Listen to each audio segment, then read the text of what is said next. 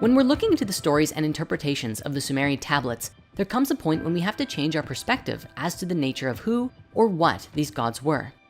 For so long now, we've been observing the interpretations where these deities are essentially a storytelling method to explain the creation of our solar system in the form of planets. The electric universe and the Nibiru theory covers a few different possibilities about how these events could have transpired. However, as we look to the continuation of these stories, we begin to see the interpretations change. Looking at the Enuma Elish and a wide number of other Sumerian tablet stories, we see these gods interpreted as if they were actual physical beings who are believed to have played a part in the creation of humanity. This is one of the many reasons that interpreting the tablets are strange, and why historians may often choose to perceive the entire thing as a series of metaphors instead. In the main interpretation that came from Sitchin, he believed that these beings came from the planet Nibiru. However, other scholars who also interpret these gods as beings sometimes forego the conversation of Nibiru entirely and suggest instead that they simply came from somewhere else, such as the Pleiades, which are written about quite commonly in the tablets. Keep this in mind as we move forward, because while we'll be focusing on the general interpretations here, there are tons of variations and ideas about how this could have played out. Going back to the Enuma Elish, it ends with Enki or Ea creating humanity because Marduk commissioned it so. In other Sumerian stories, we find a similar description, except it is Enlil in the place of Marduk, because Marduk replaced Enlil in the Babylonian version. Enlil and Marduk are very similar though. They are both considered the supreme leaders of the Anunnaki. The only main difference is that Marduk is Enki's son and Enlil is Enki's half-brother. But herein we find perhaps one of the biggest criticisms of Sitchin's work. Sometimes Ea or Enki appears as a planet, and other times he seems to be a flesh and blood deity. It can be very confusing, and it's up to all of us to explore the possibilities. Now, I suppose it doesn't really matter if we're looking at the entire story as an allegory, but observing it as actual historical events can definitely cause confusion in this regard. So for the sake of telling the story, we'll be using the name Ea to express the planet and Enki to describe the physical being. Just be aware that if you look these up online, you will find many places where their names overlap with each other in the mythologies. To that end, most of the deities you'll find have multiple names anyways. Enki is also known as Enkig, Nidamud, and Ninsiku throughout the various tellings. And as we previously described, he was the god of water, mischief, crafts, wisdom, and creation. Enlil, his brother on the other hand, was known as Elil and Nunamnir, and he was the Sumerian god of the air, and was more powerful than any other elemental deity, eventually being worshipped as the king of the gods. He was also the son of Anu, and together, the three of them formed a triad which governed the heavens, earth, and underworld, or alternatively, the universe, sky and atmosphere, and the earth itself. After Anu, Enlil was the most powerful of the Mesopotamian gods, keeper of the Tablet of Destinies, which contained the fates of both gods and humans. But in that case, who was Anu? And what were the Anunnaki? That's a great question, but before we can answer it, we're going to have to look at another question first. So let's do the time warp again and return to that burning question from so long ago. Who are the Nephilim? As we discussed, the Bible speaks of these people or beings called the Nephilim. There's a lot of debate today as to who and what these beings were. Looking back to the original Hebrew translation, we see the word Nephilim directly translates to the fallen ones. Today, many believe this to mean that they were fallen angels, which seems to be what was depicted in the 2014 film, Noah. Sitchin, on the other hand, believed the translation was a bit different. He read fallen ones to mean those who came down, and that they didn't fall, but landed here in some kind of spaceship.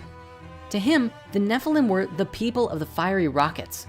Of course, this is one of those translations that doesn't seem to often hold up well to scrutiny, but it's interesting given the context of these stories nonetheless.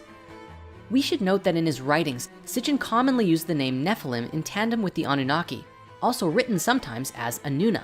But personally, I'm not certain that this is the best use of these titles. You see, the Anunnaki are believed to have been the descendants of Anu, the Sky Father, and the two most prominent leaders of this group are Enki and Enlil. Beyond that, there's a lot of inconsistency between how many Anunnaki there were and what roles they fulfilled. For example, in the Enuma Elish, there's only a small handful of gods who are introduced. Tiamat, Enki, Marduk, you know the group. But then out of nowhere, Marduk places 600 gods on the earth and 300 in the heavens, and no explanation is ever given about who these gods were or where they came from.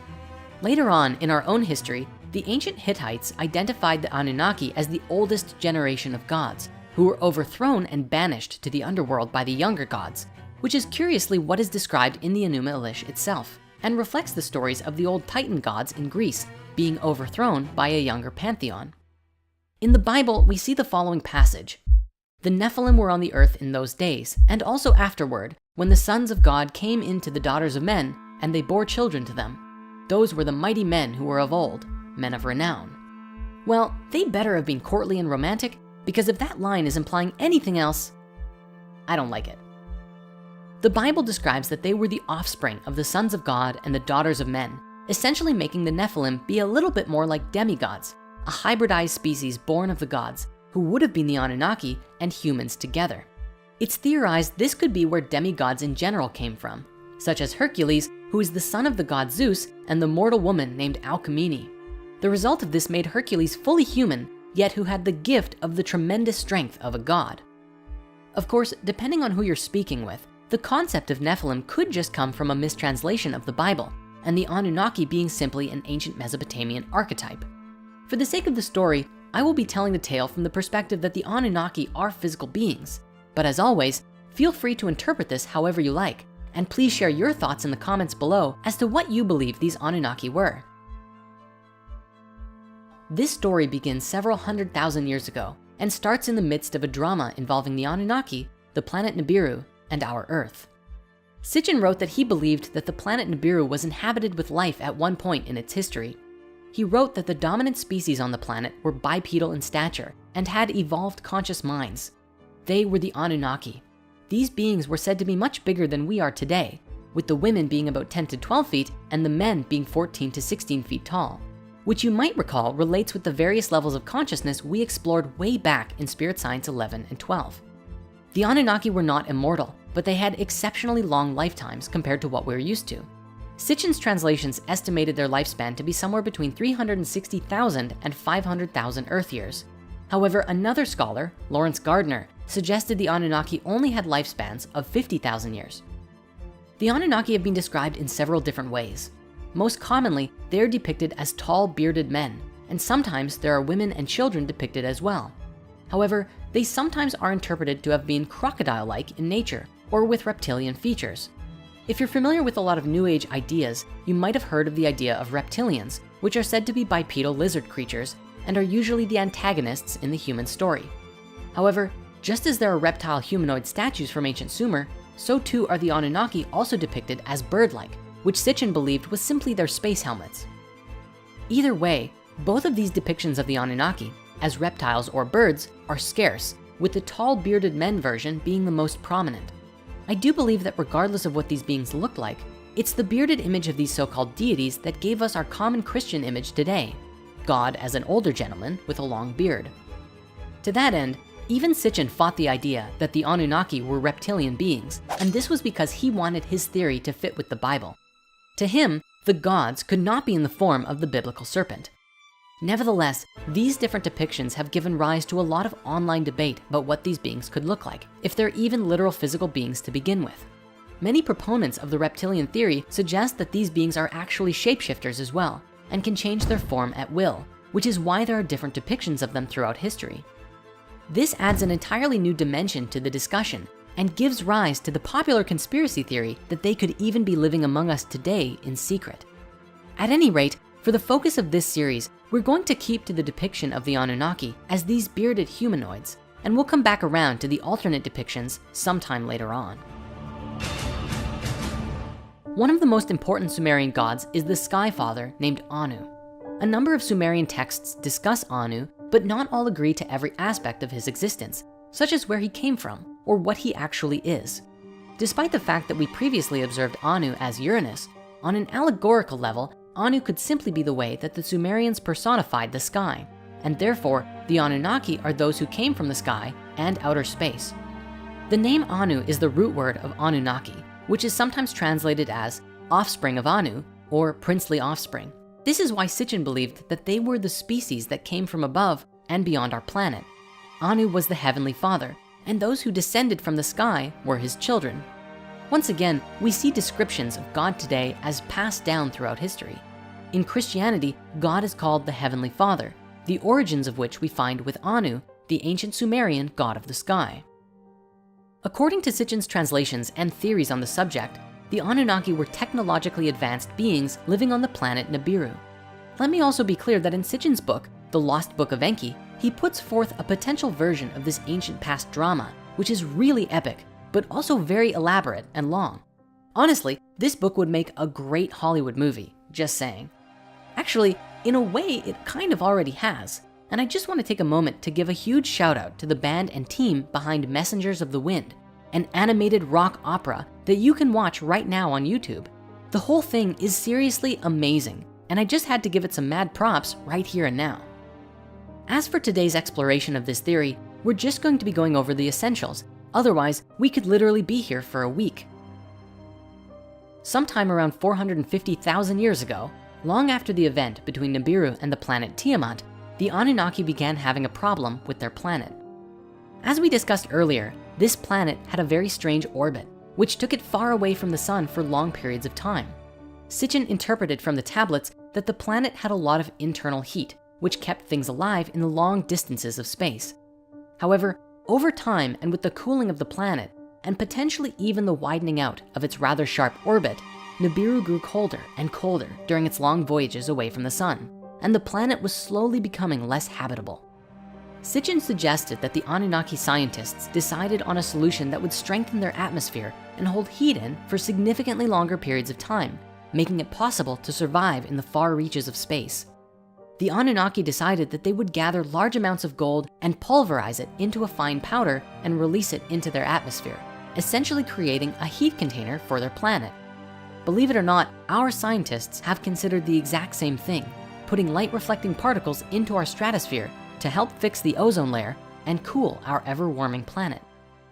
And so, in their attempt to solve their problem, they began looking for large quantities of gold in our solar system, as their planet didn't have the large quantities they needed to coat an entire atmosphere with gold. The Anunnaki had the capacity of space travel, though Sitchin believed that at the time, they weren't much further advanced than we are right now, since they didn't seem to have the ability to travel to other solar systems in their search.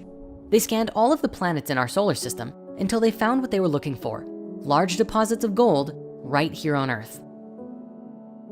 As the story goes, when Nibiru first came into our solar system, the Anunnaki would deploy a team of workers to Earth's orbit with one singular purpose: to mine gold. In the process of doing this, they also established a way station on Mars, which would help in shuttling the gold back to Nibiru once it was mined. Sitchin also believed that they had, during this time, built the face on Mars as a monument to an Anunnaki who had died there, after playing a pivotal role in finding the gold, which was going to save their planet. To lightly touch on the subject of the face on Mars, when you investigate this yourself, you'll find two prominent stories. One is the official response from NASA, which says that it's just a natural rock formation which, due to the way the light was hitting it at the time of the photograph, created this image of a face, but ultimately, it's just an illusion. Generally, those who question this perspective are often subject to ridicule. And so of course we have to go there. It wouldn't be spirit science if we didn't. On the other side of the spectrum, you'll find ex-NASA scientists and astronauts, retired US Army command sergeants, and a university physics professor, along with a number of ancient astronaut and conspiracy theorists who put forth that the face, along with a set of nearby mountainous structures that look an awful lot like pyramids, are the remnants of an ancient civilization. Now, please know that I fully understand this is a huge claim and one that we don't take lightly. So please allow me a moment to share with you what we've come up with while investigating this whole thing. In a lecture given in 2009, Bob Dean, a retired command sergeant major, said the following. Ladies and gentlemen, my government, NASA, NASA, which many of us in the United States say stands for never a straight answer, proceeded to erase 40 rolls of film of the Apollo program. The flight to the moon, the flight around the moon, the landings on the moon, the walking guys here and there. They erased, for Christ's sake, 40 rolls of film of those events. Now we're talking about several thousand individual frames that were taken that the so-called authorities determined she did not have a right to see. Oh, they were disruptive, socially unacceptable, politically unacceptable. I become furious. I'm a retired command sergeant major. I was never famous for having a lot of patience. Now, another man named Brian O'Leary, who was a NASA astronaut and a close friend of Carl Sagan for many years, expressed in an interview with Project Camelot that a huge rift was created in their friendship over the face on Mars. Carl and I debated this, and it was very disappointing to me because not only was Carl wrong, he also fudged data. He published a picture of the face in Parade magazine, a popular article saying that the face is just a natural formation. But he doctored the picture to make it not look like a face. And I began to realize just directly, from a scientific point of view, not only hearsay, that this man was colluding with NASA, that there might be more to this than before. And then when I started studying things like MJ12 and other organizations that were covering up the UFO phenomenon, Carl was on a committee with a number of notable people. There was a report issued by the Brookings Institution in 1961, and that's about when I knew Carl. During those years, the 60s mostly, is when I worked closely with him, that he and this other group said, well, if any ETs ever showed up on the Earth, it has to be covered up. That's the only way we're going to be able to manage this, because if we can't, it would be too much of a culture shock. So their recommendation to the government in 1961 was to cover up the UFO phenomenon. And I think in a way that provided a justification for the ongoing cover-up. Way back in '61, was to keep things secret. But Bob and Brian aren't alone in their claims. We also find very accomplished scientists and mechanical engineers who are involved with NASA who basically share the same story. We'll share some links in the author comments so that you can read up on all of these responses to Cydonia and the face on Mars. And with that, it's about time we return to our story. Now, in the Enuma Elish, it says that Marduk placed 300 Anunnaki in the heavens and 600 on the earth, or the netherworld, depending on the translation. And all of these Anunnaki were led by 12 leaders.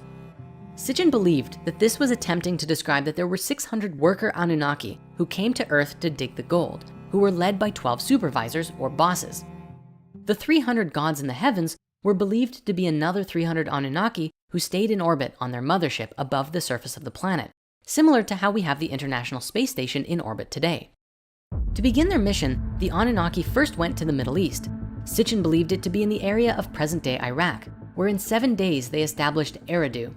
Eridu is commonly believed to be the oldest Sumerian site across all of Mesopotamia. And is it possible that this is where the 7 days of creation come from in Genesis?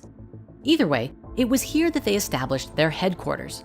For the gold, however, they went to mine a specific valley in Southeast Africa, where the largest natural deposit of gold was known to be.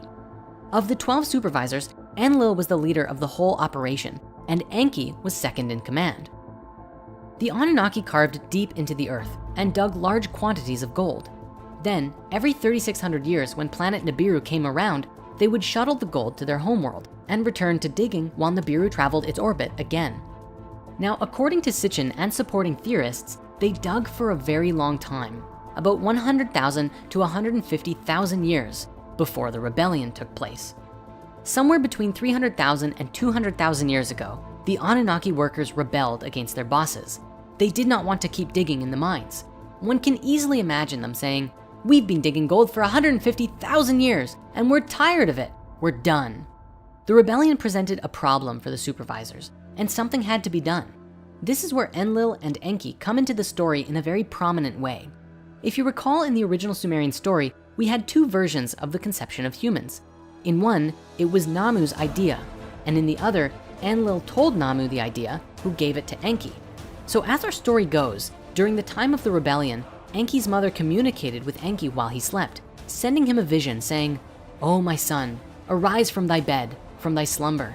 Work what is wise, fashion servants for the gods." Due to the variations, it's not clear about where the true origins of this vision come from, but nevertheless, Enki awakens from this vision-filled slumber and suggests creation of servants for the gods. According to the story, Enki himself creates human beings out of a mixture of clay and the blood of the slain Kingu.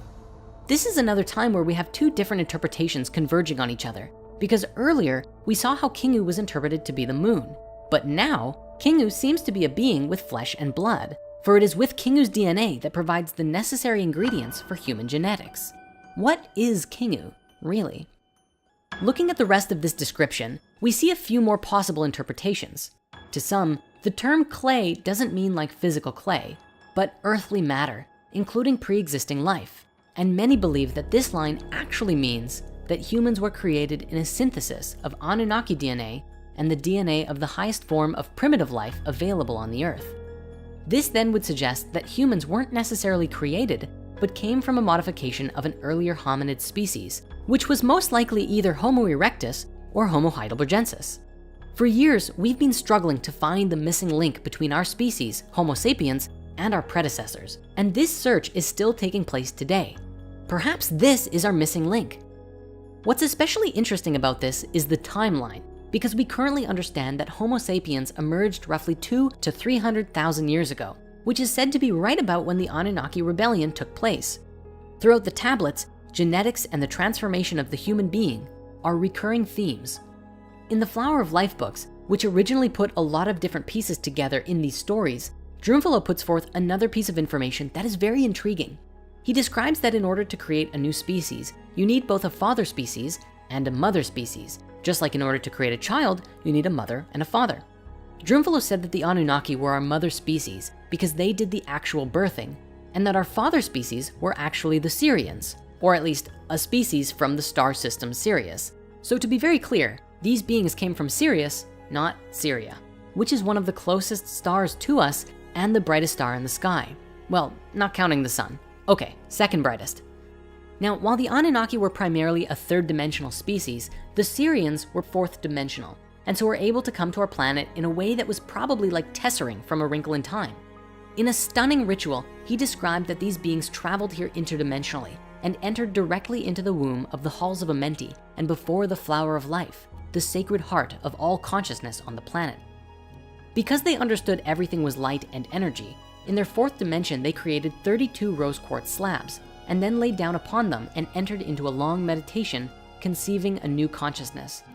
Then Enki on the third dimension created a laboratory human egg, a genetic fusion of Anunnaki DNA and the DNA of the previous hominid species, and put them into Anunnaki women who were volunteering to do this.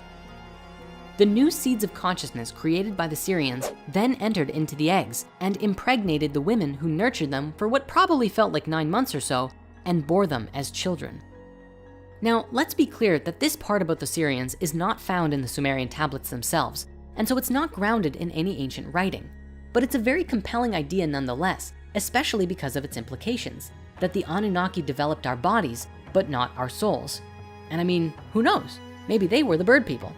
Then again, it might all just be a fun idea and nothing more, because just as much as the Sirians could be said to be our father species, it could also be said that Homo erectus was our father species, the seed that was nurtured into something new.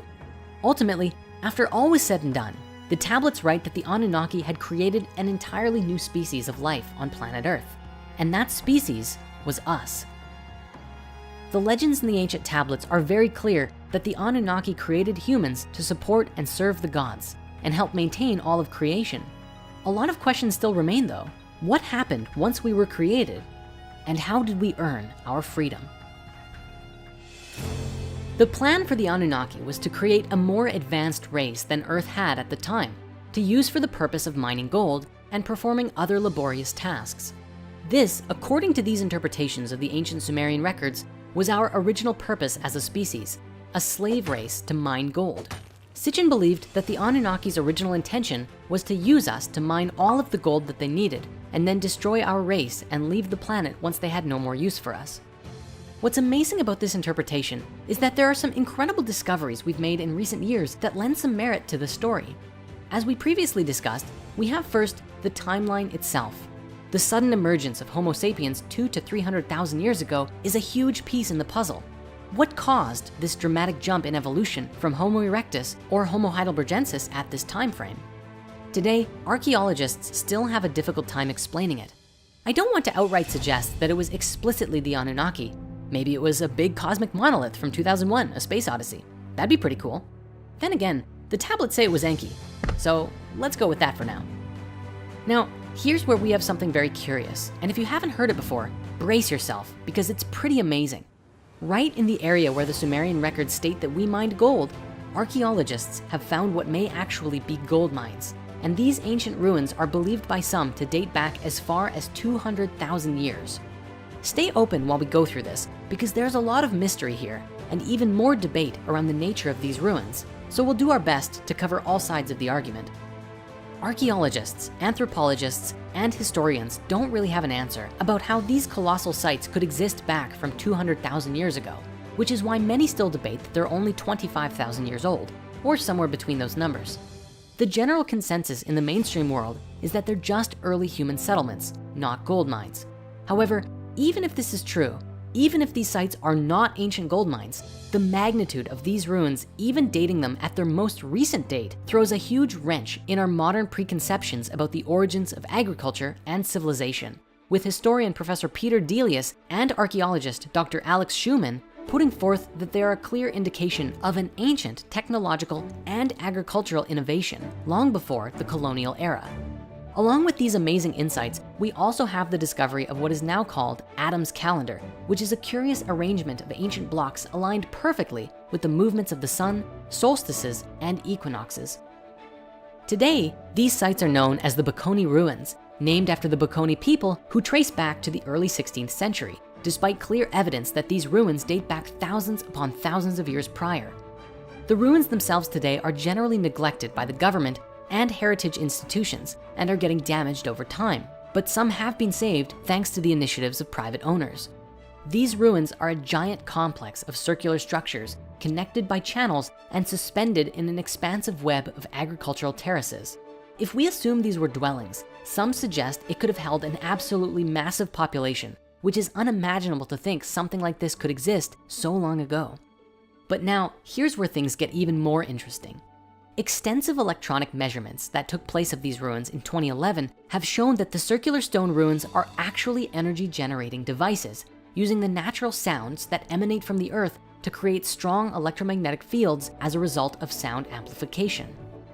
The shapes of these circular ruins are specific and unique because each circle represents the cymatic pattern of the sound energy as it appears on the surface of the earth at that point. And just briefly, in case you're unfamiliar with it, cymatics is a word derived from the Greek chyma, meaning wave, and ta chymatica, meaning matters pertaining to waves.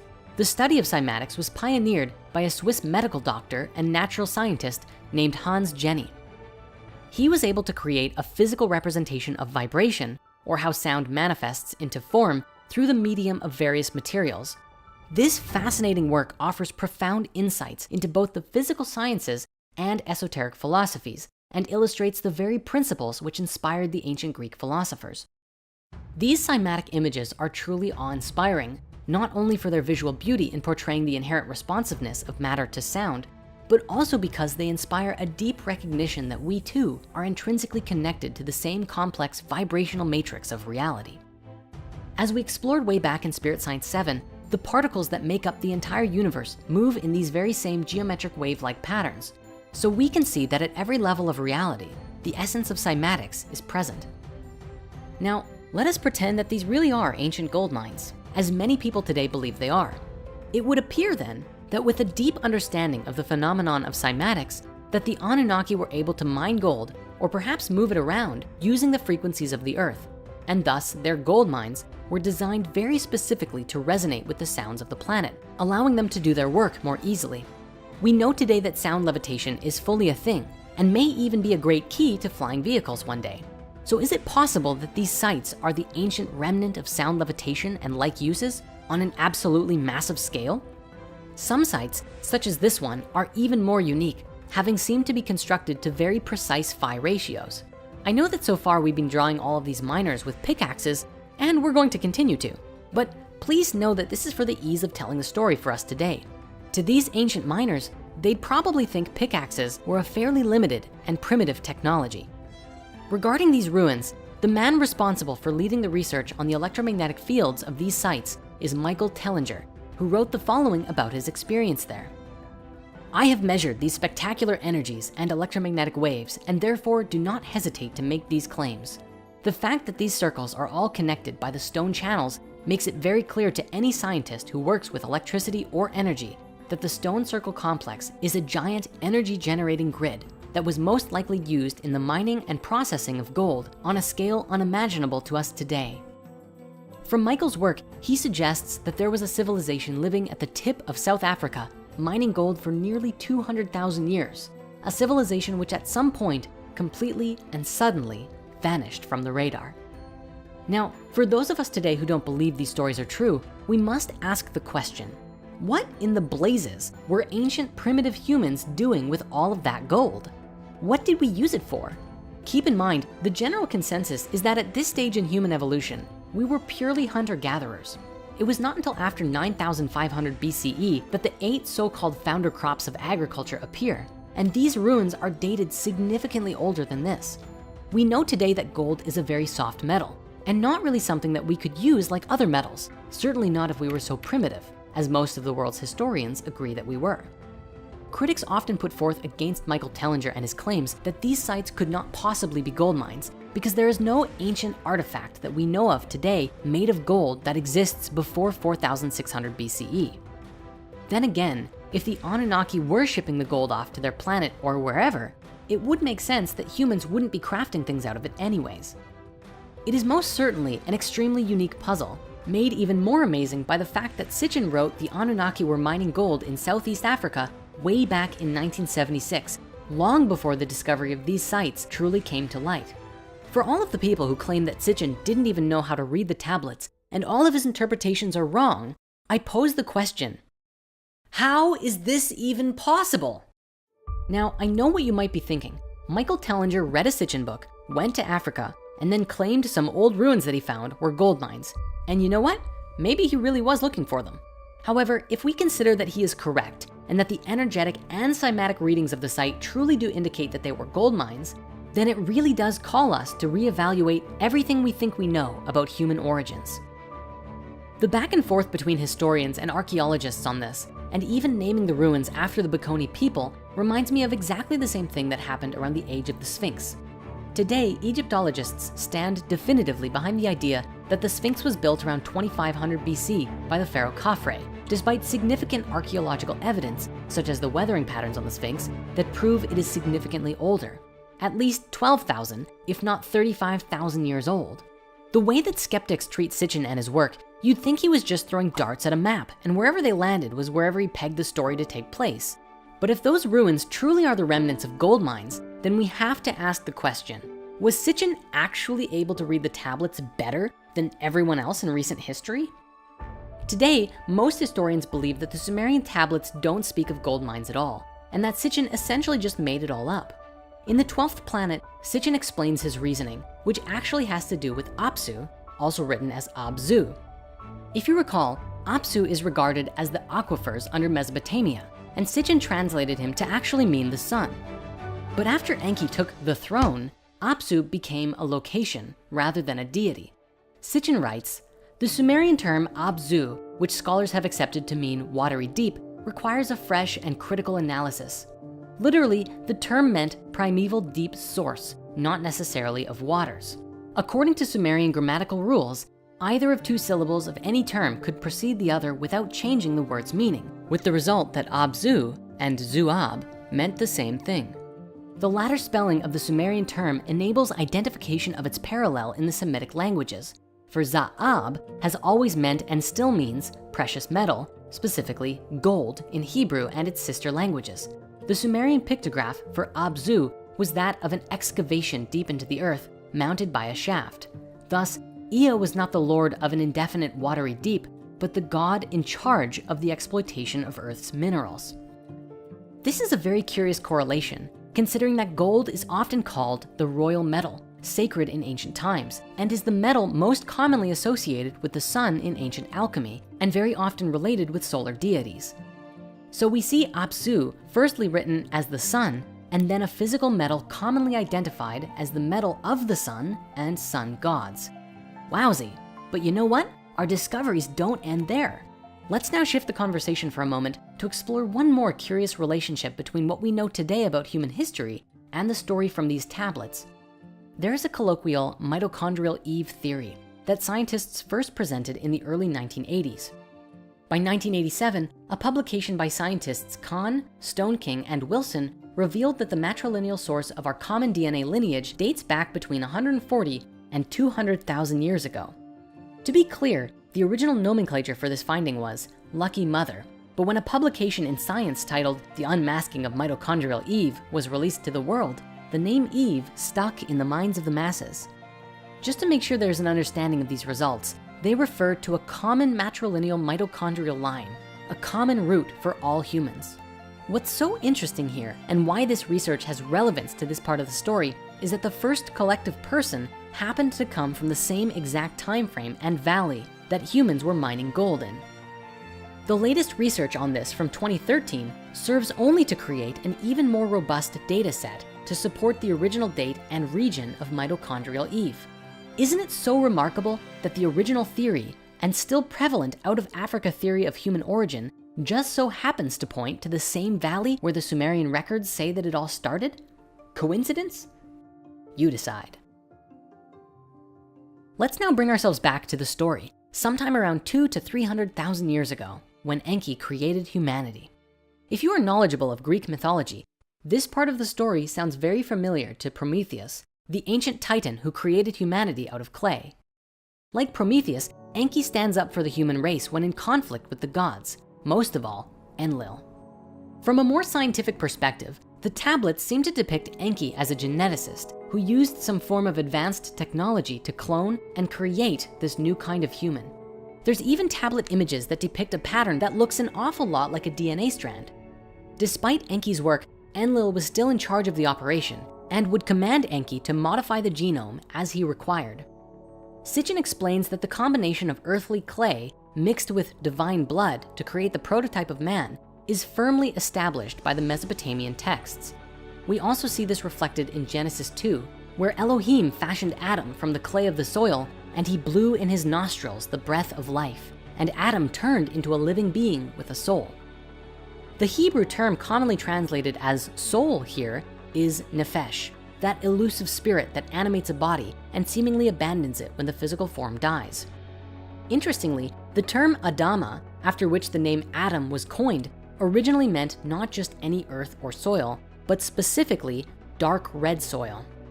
The Hebrew name for the color red is also Adam, which stems from the word for blood. This name Adam employed a Sumerian linguistic play of double meanings. The Adam could mean several things: one of the earth, one made of dark red soil, and especially the one made of blood.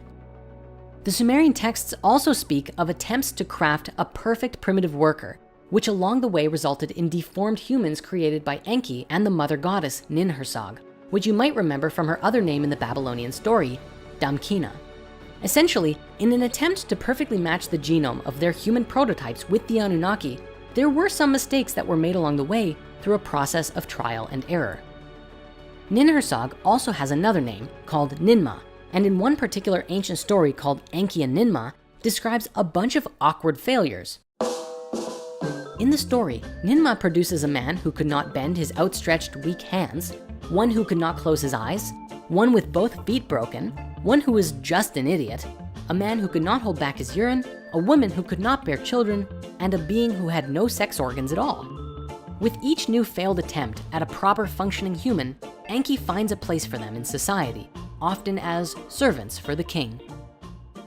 Sitchin theorized that the story recalls the first phase of the existence of the hybrid man, a being in likeness and image of the gods, but incomplete in some ways, including sexually, lacking in quote unquote knowing. However, they were still useful to the Anunnaki's plan as servants in some way, shape, and form.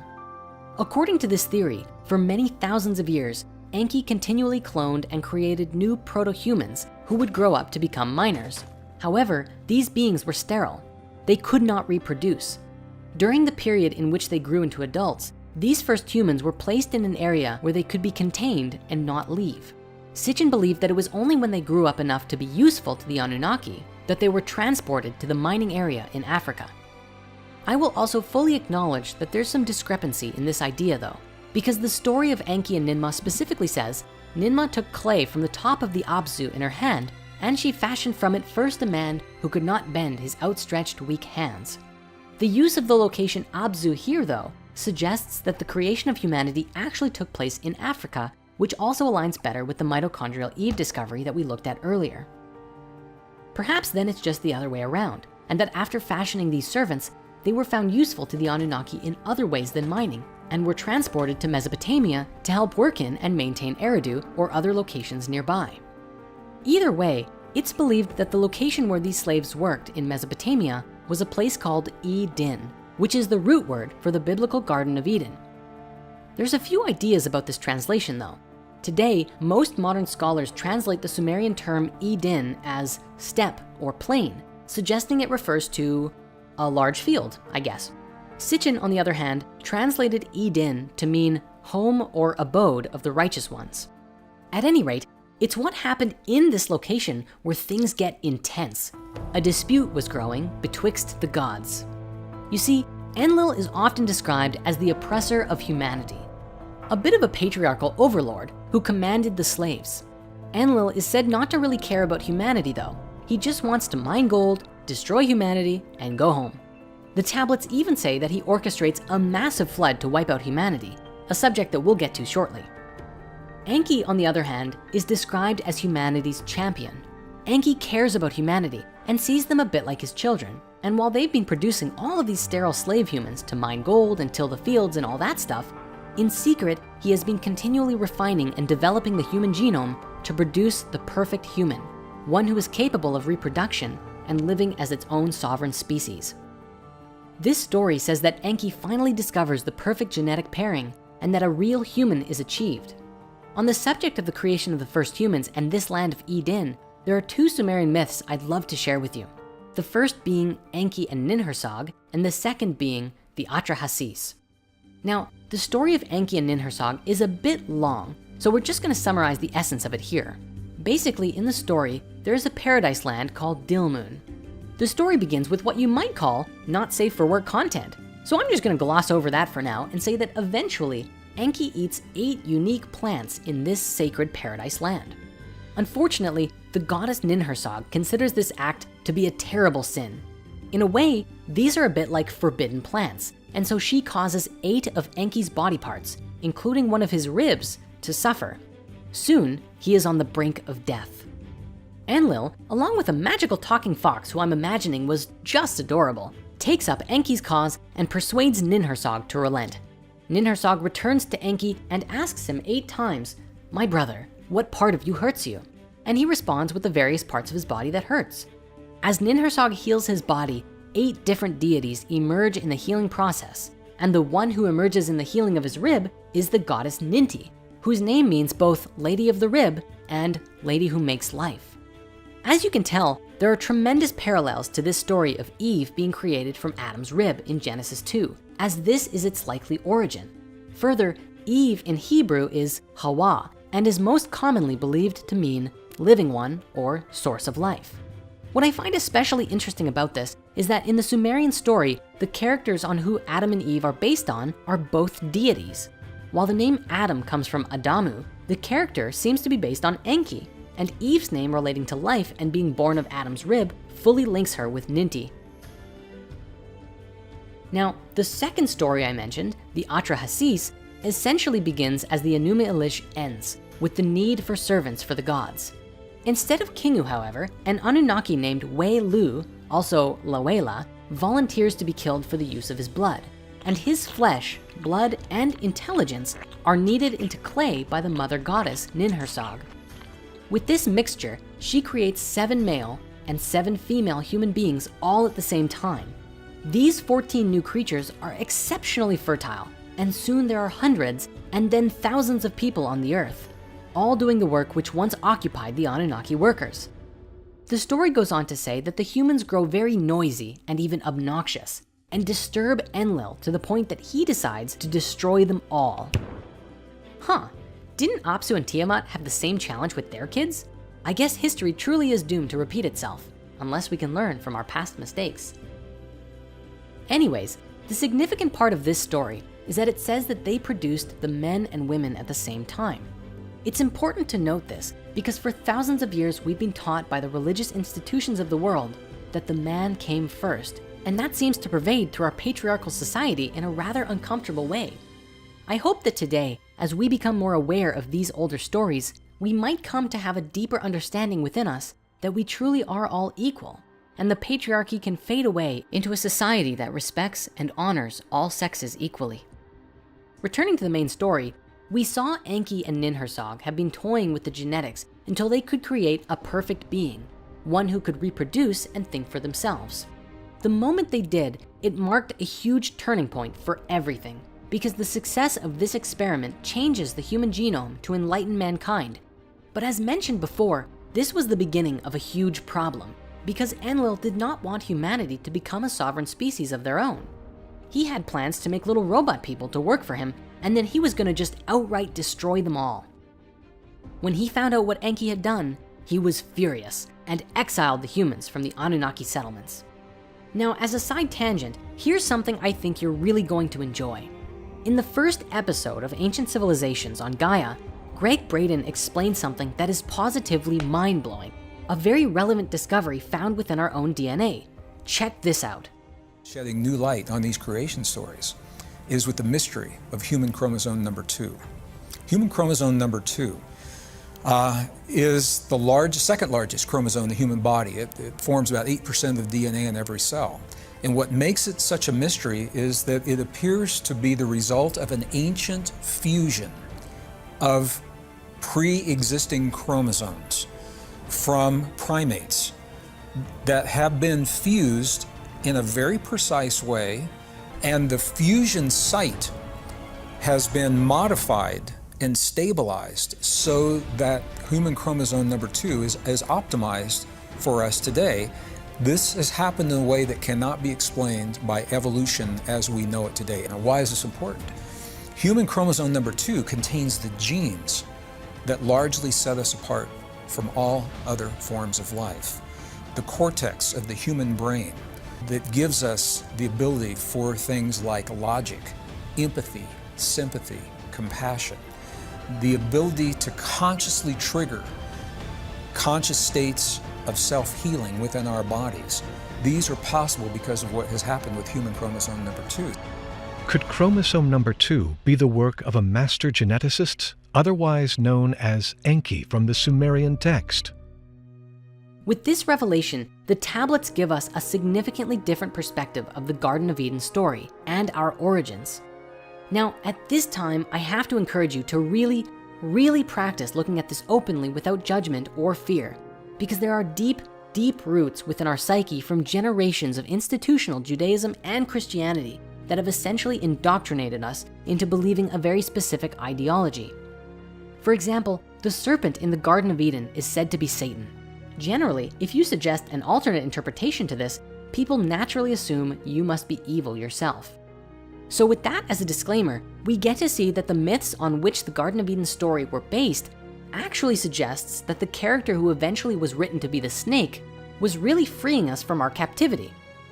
It was due to Enki's modification that we tasted a form of knowledge that we were not previously capable of comprehending, thinking for ourselves, becoming self-aware, and capable of doing anything because we were no longer running on the Anunnaki programs, but our own unique consciousness. However, this also came at a price. We were capable of doing anything, including experiencing within us both good and evil. We had tasted from the fruit of knowledge of good and evil. Perhaps this is why the snake was written to be Satan in the creation of the Old Testament, because they had stories of paradise and gods from their ancient history, and the authors naturally assumed that the exile from the Garden of Eden was a punishment. In a way, it was, because we had to learn to fend for ourselves from now on. But ultimately, that would bring us to, over the next thousands of years, evolve our consciousness higher and higher and become the beings that we are today.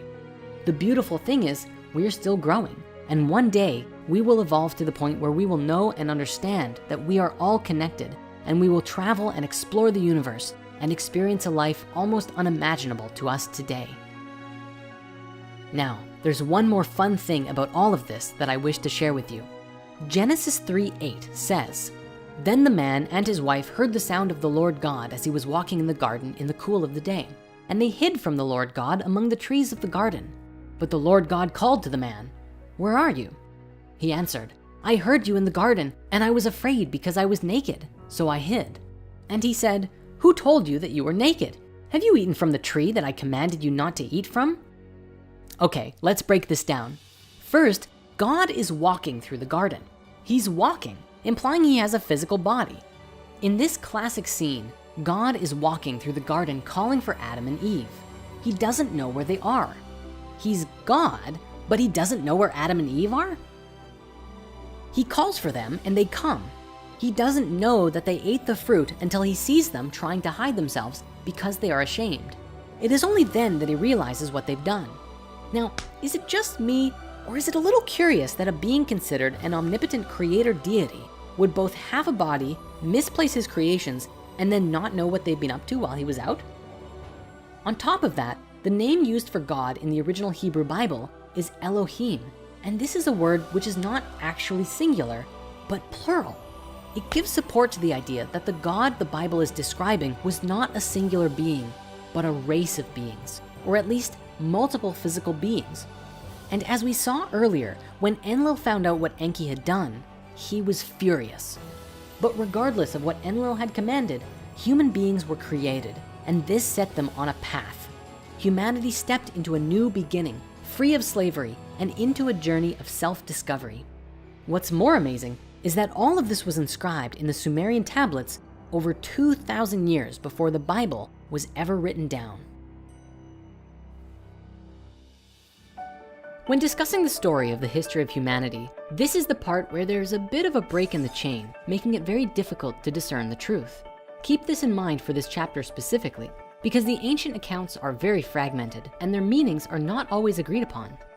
You see, most stories in the Sumerian tablets document the creation of humanity and then usually are fragmented until the story of the flood.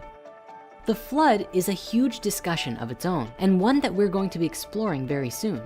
However, there is a big mystery of what happened in the middle. In order to make sense of it, we have to look to a few different sources.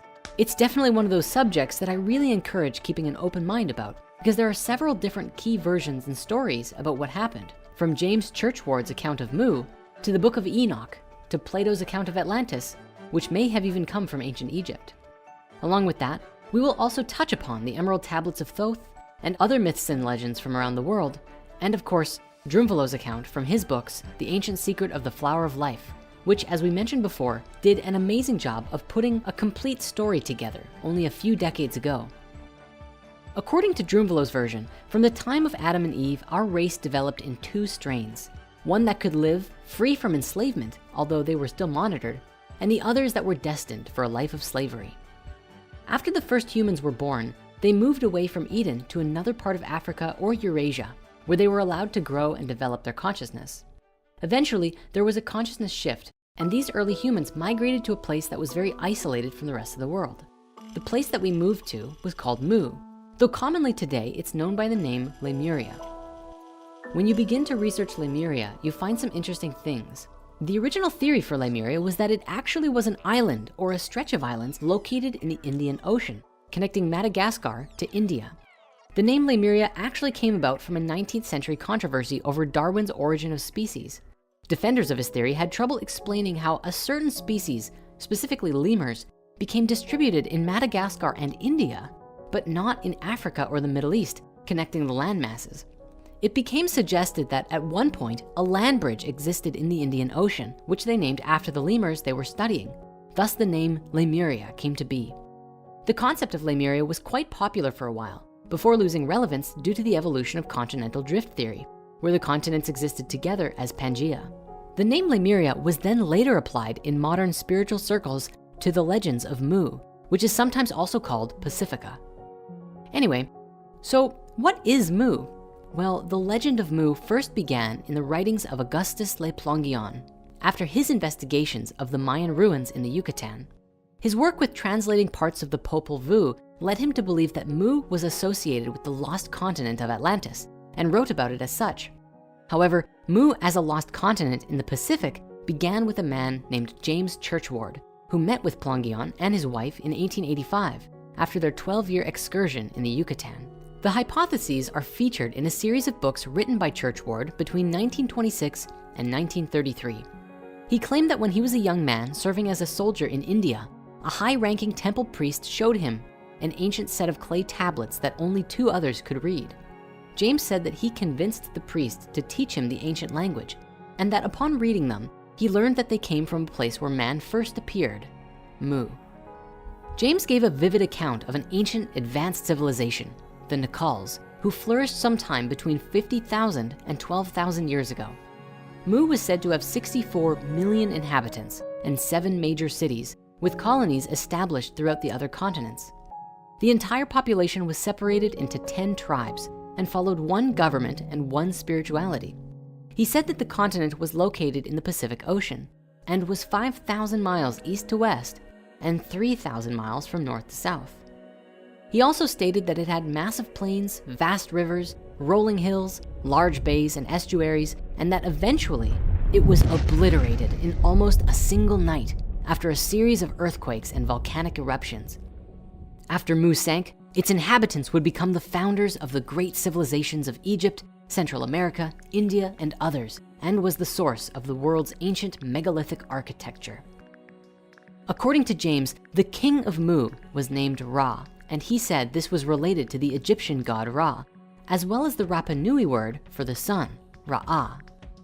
Looking to the Bible, James also made a note that Moses had trained by the Nakal Brotherhood in Egypt, and he believed that the Assyrians mistranslated the Garden of Eden story, suggesting that it should have been in the Pacific Ocean.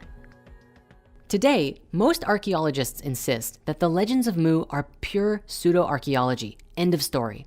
But what I find interesting about this is that at the very least, there's some evidence that appears to support the idea. Let's begin with the geography. Now, the legends of Mu suggest that it was a massive continent in the Pacific Ocean, and there are a few accounts as to what this place looked like. While James suggested it was a long continent with rolling hills and many rivers, Drumfalo's account in the Flower of Life book suggested it was not a single island, but a stretch of islands of varying sizes, a massive archipelago ranging from the area around Hawaii through Polynesia and all the way to Easter Island. In floor maps of the Pacific Ocean, you can see this stretch of mountainous bodies underwater, which could have had both massive islands as well as supporting many little islands as well, were it at the surface of the ocean. There are several other ancient discoveries which could potentially be physical evidence of Mu, from Japan's underwater site at Yonaguni to the cryptic petroglyphs on Hawaii. And that's not to mention Easter Island.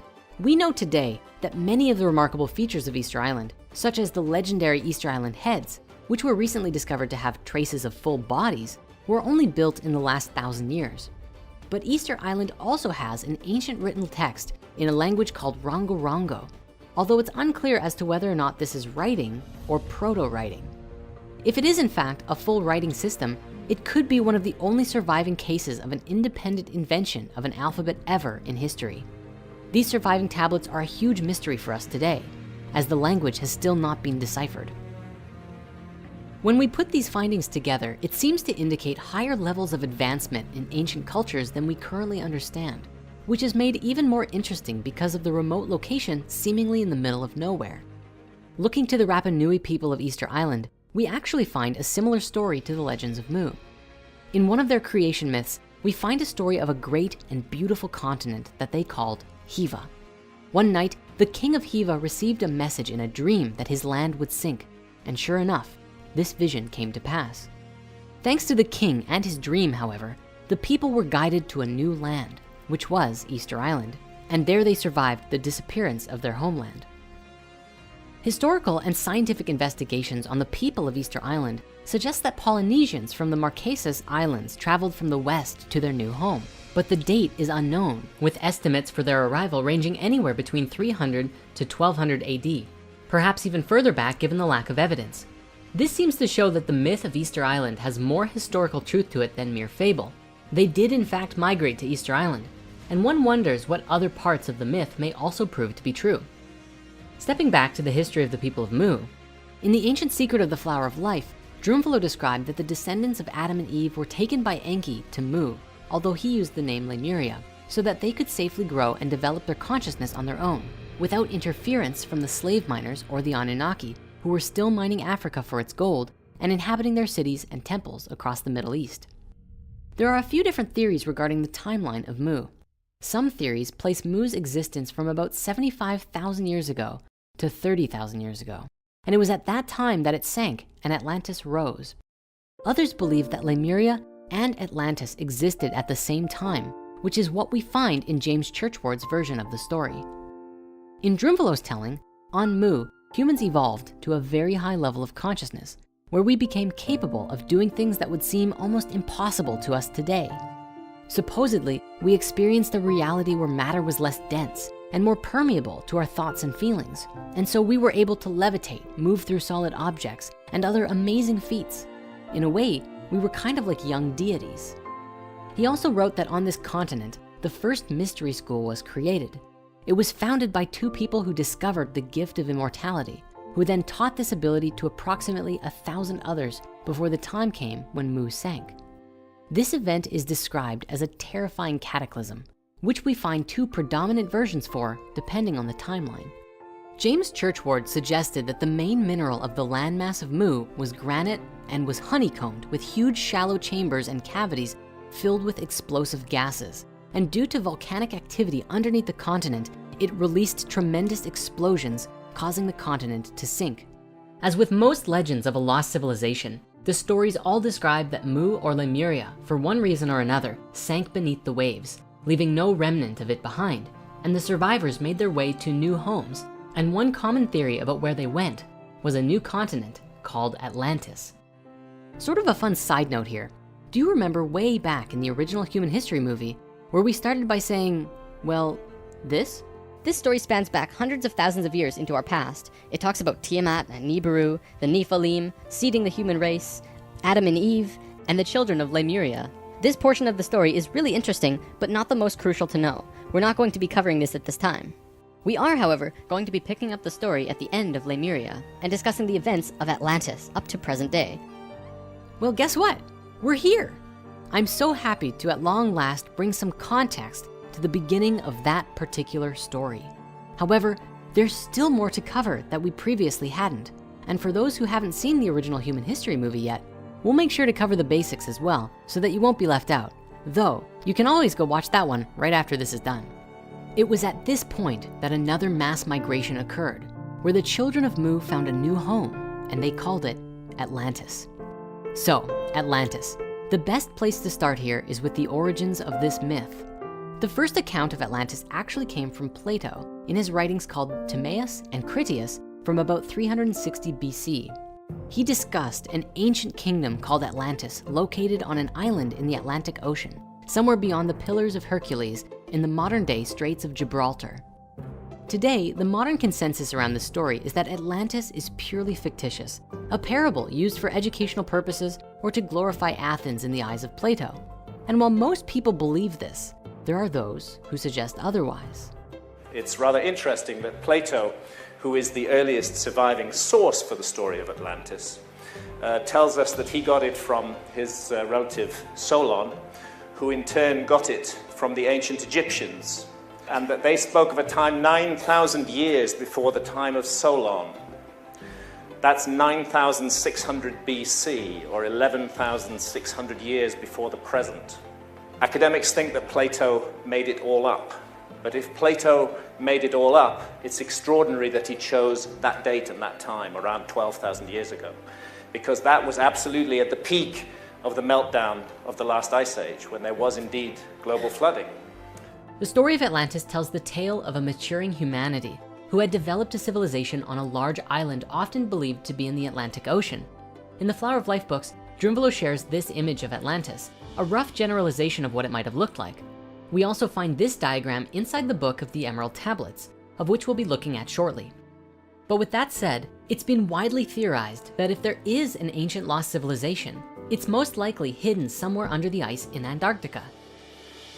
In a Nova special called Antarctica: Secrets Beneath the Ice, geologists discover multiple places in Antarctica which had the remains of old mosses and plant tissues in what they described as pristine condition, from a time when Antarctica was still warm and abundant with life. There are even pieces of trees that have been found, all of which have been preserved under permafrost rather than becoming fossilized. The geologists in this video describe that the bits of nature are not from millions of years ago, but relatively recent history. This is a landmark and paradigm-shattering discovery, because even today, if you do some research, you'll find that the general consensus is that Antarctica was last ice-free 3.5 million years ago, and the remnants that were just discovered there prove that number wrong entirely. This dramatically changes our perspective of the history of our world. Fragments of nature are found under a layer of volcanic ash, suggesting that a huge volcano or cataclysm of some kind, maybe a comet hitting the Earth, caused a dramatic shift that we're now seeing the remnants of today. Further, I'd like to take a moment to discuss with you the legendary Piri-Reis map, an old map drawn by admiral and cartographer Piri-Reis in Constantinople in 1513, which describes with remarkable geographical detail the seismic profile of certain portions of Antarctica. Reis used information gathered from many explorers at the time, but what's amazing about this map is that Reis could not have acquired his information about Antarctica from any contemporary explorers, because this continent remained undiscovered until nearly 300 years after the map was drawn.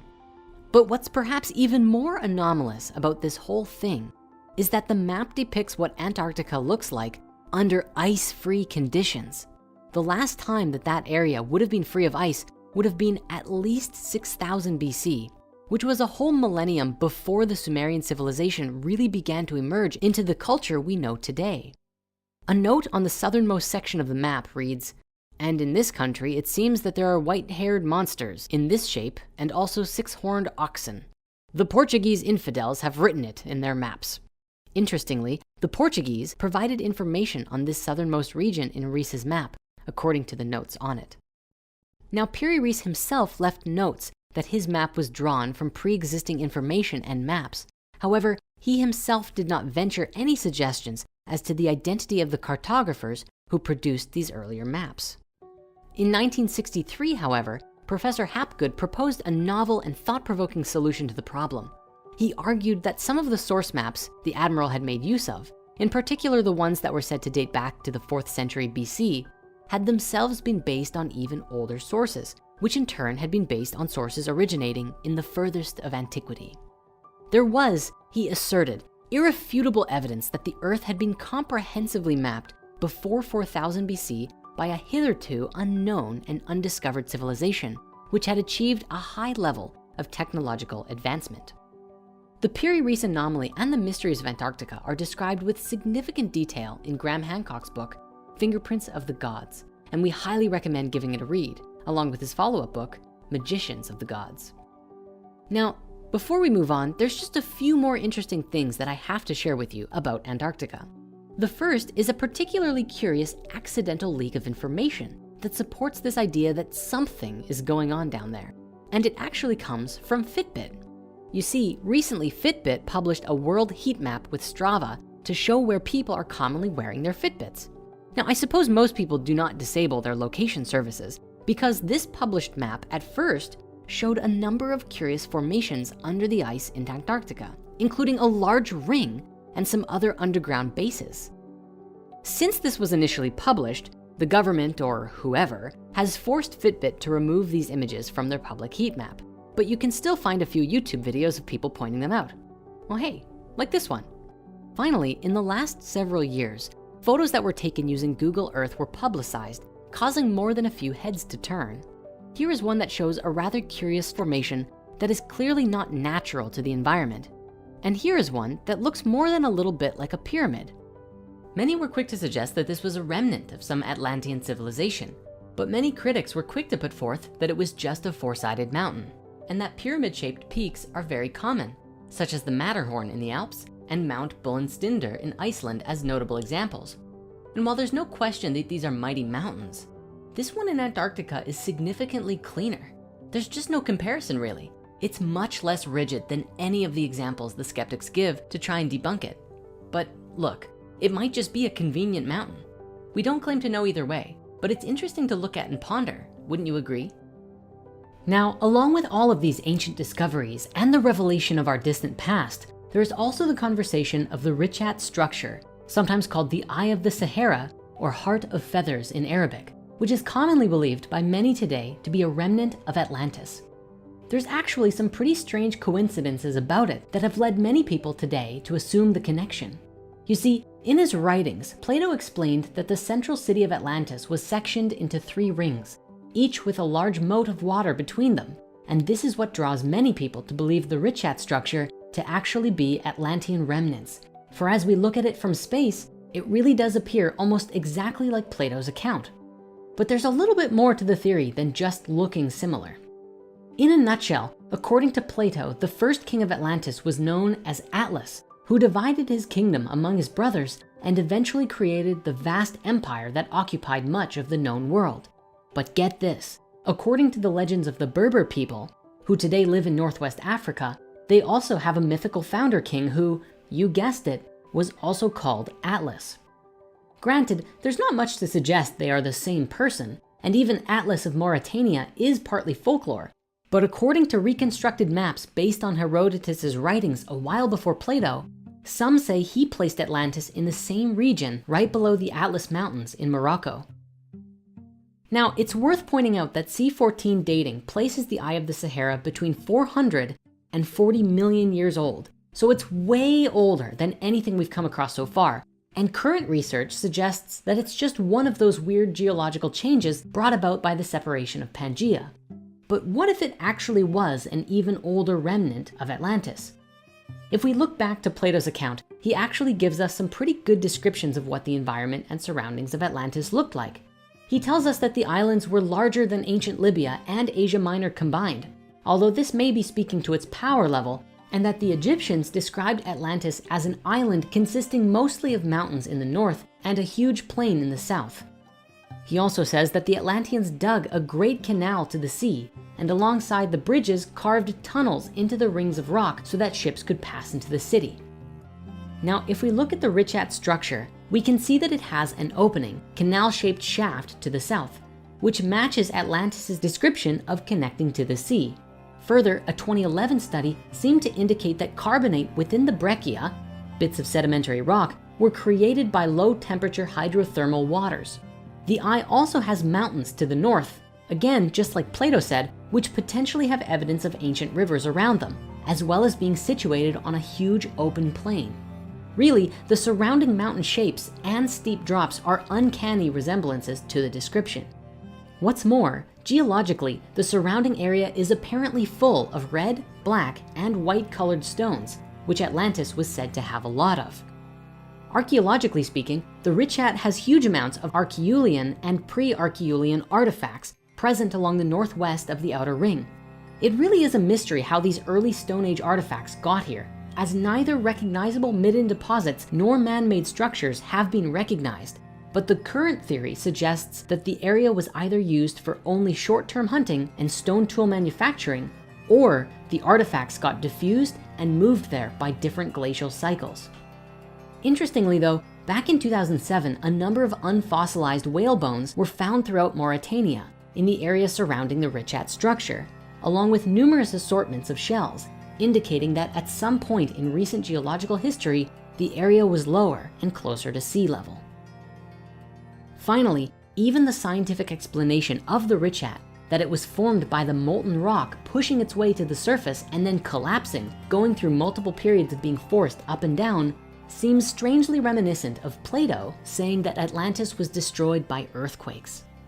All this said, it is just a theory, for if this really was Atlantis, it pushes our dating back from 13,000 years to over 40 million, and calls into question the other ideas concerning Antarctica and even North America.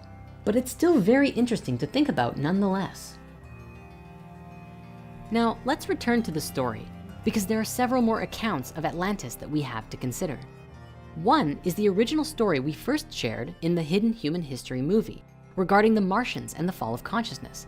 Then we have another version that comes from the Book of Enoch, an ancient text that accounts for some specific events that took place before the flood as well. We also see the Emerald Tablets and what is written there about the fall of Atlantis. Because we've already made a movie about the Atlantis Martian story, we'll just cover it briefly here.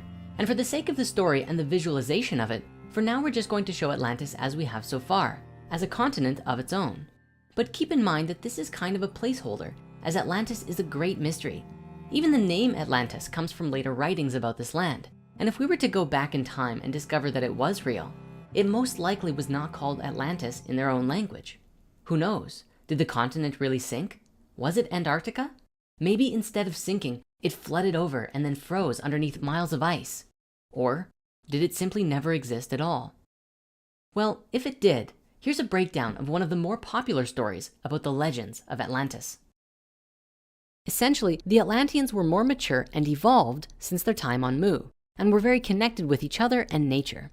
But things changed dramatically for the Atlanteans when a different species from another world came to our planet. The story suggests that they were beings from Mars, who were said to be responsible for destroying the atmosphere on the planet, causing it to become the red, lifeless rock that we know it to be today. These beings had taken a path of separation in the evolution of their species, a path called the Lucifer experiment, which involves disconnecting themselves from each other and nature and having no inner love or compassion whatsoever. The story says that these Martians made a home for themselves on Atlantis and slowly began to affect the consciousness of the Atlanteans by introducing their technologies and affecting the way that the Atlanteans perceived reality. As a result, the Atlanteans began to become more disconnected from nature and each other, which allowed the Martians to easily take over. Eventually, a comet was said to have hit the planet right in the area where the Martians' home was on Atlantis. The Martians were furious, and so they built a technology called a synthetic Merkaba, and they were going to use it to get revenge. This technology, however, did not work properly and emitted a shockwave of energy on their home and ultimately created a dimensional tear. This caused a tremendous catastrophe for all of the life on Atlantis, and the beings living there became very sick, with consciousness and energy from other dimensions being pulled into their world. The result of this was a huge fall in consciousness, which coincided with a global pole shift, a geomagnetic reversal. A massive shift took place. Save for a few spiritual masters, all of humanity fell to a lower state of consciousness, as low as you can go and still survive.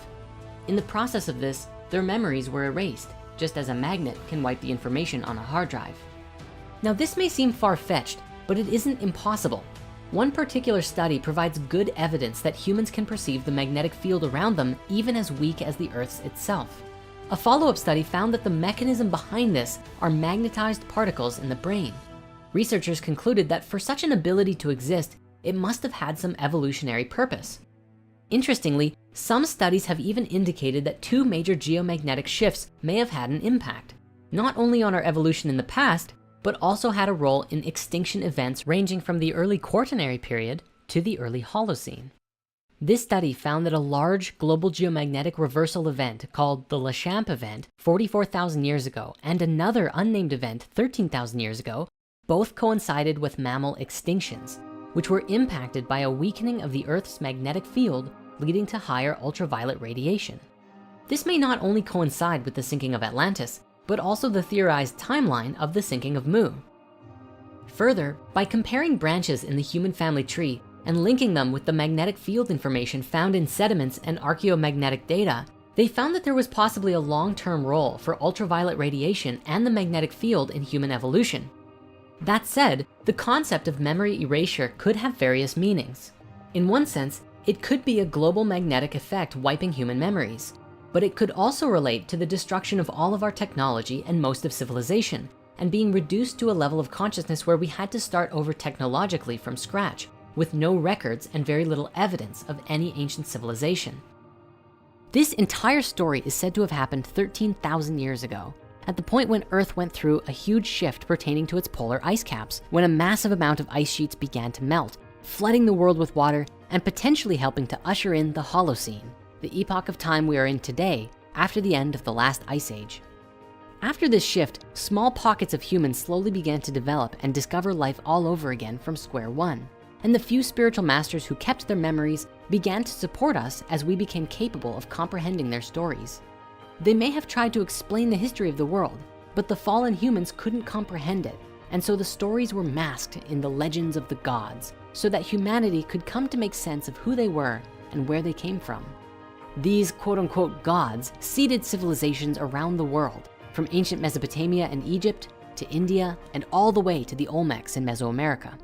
Of course, it may be more logical to presume that it was Enki or the other Anunnaki who helped seed civilization once more, at least in ancient Sumer, or perhaps a combination of the two. Ultimately, this is the point at which a lot of this entire story would have been passed down to the Sumerians. Earlier on, we explored the possibility that the stories of the gods were an encoded message handed down to the Sumerians and Babylonians by these beings who had a much higher understanding than the early humans did.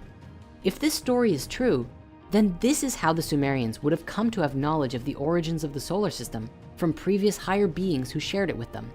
But is it truly possible that this is how it all happened?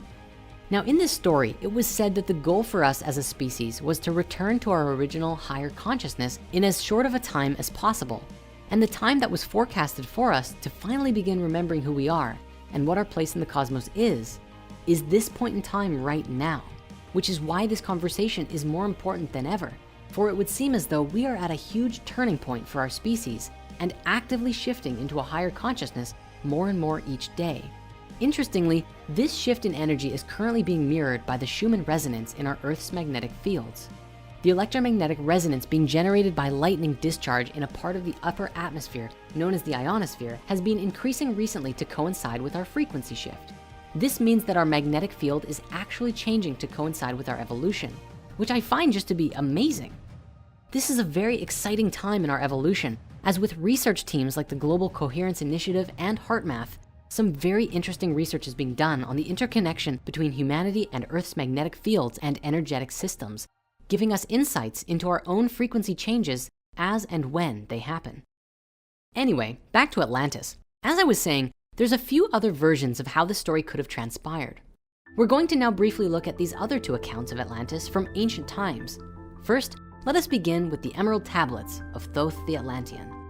These are said to be 12 ancient tablets which are under the care of a secret society in Egypt who have vowed to protect the sacred wisdom inscribed upon them. The tablets are said to have been written by Thoth, who presided on Atlantis before the fall and whose Atlantean name was Chikatet Arlik Vomalites. The tablets were supposedly translated by a man named Dr. Doriel. Of course, these tablets are believed by many to be a hoax, for no modern picture of them actually exists, and they're not on display in any museum. Critics of this work point out that Doriel seemed to write these tablets based on the occult Theosophist society and other spiritual teachings and channelings, along with a few ideas thrown in found within H.P. Lovecraft stories. And those connections do seem to be valid. Yet, even if the tablets themselves are not truly authentic, it would seem as though they are predominantly based upon a number of wisdom teachings. Doriel also provided a rich account of Atlantean culture, which could have been channeled, but of course, it's unclear if any of it is grounded in truth. For myself, I found a great deal of inspiration and wisdom by reading these passages, and they can be excellent tools for exploring the inner mysteries and contemplating the universe. Spirit Mysteries recently published a new edition of the Emerald Tablets, made to be easily legible to the modern reader, for the original publication is like, "Hark now and hear ye, and thou thine own inner flame shall be lit." It can be a bit hard to follow, so you'll find links in the comments to go and get a free download today. The Emerald Tablets describe a number of different things, from wisdom teachings to ancient history. In a nutshell, Thoth describes the beauty and majesty of Atlantis, a bright and vibrant home for the people who lived there. He goes on to describe the degeneration of the hearts of the Atlanteans, which led to their downfall and the Great Cataclysm. He said that Atlantis fell because there were those who were too proud of their knowledge and dared to enter the halls of Amenti in order to get greater knowledge, kind of a lust for power moment that created the cataclysm. This could be referring to the Martians building the synthetic Merkaba with forbidden powers. He also said that the few who survived did so by using a spaceship which today is buried beneath the Sphinx. This is a concept we explored much more thoroughly in the original Human History movie. Throughout the Emerald Tablets, he also describes a great deal of wisdom which we can use to evolve our consciousness. We highly recommend you go and read these passages for yourself if you haven't. For now though, let's stay on the subject of history because we have one more account of this pre-flood period of time to look at. Now, the Book of Enoch is one of the most ancient religious texts we have available to us today, with influence extending into the New Testament, even despite it not being considered biblical canon. The text appears to date back to about 300 to 200 BCE, so we must establish that it is younger than the Sumerian texts. the Book of Enoch describes a story from the perspective of Enoch, who was the great-grandfather of Noah, who lived for 365 years up until the Great Flood wiped out most of humanity. The story details accounts of the Nephilim and the Watchers. As we previously discussed, the Nephilim are described as the children of the Anunnaki and human women together. Since the Book of Enoch describes that the Nephilim were the offspring of the Watchers and human women, we can easily link the Watchers to being the same as the Anunnaki.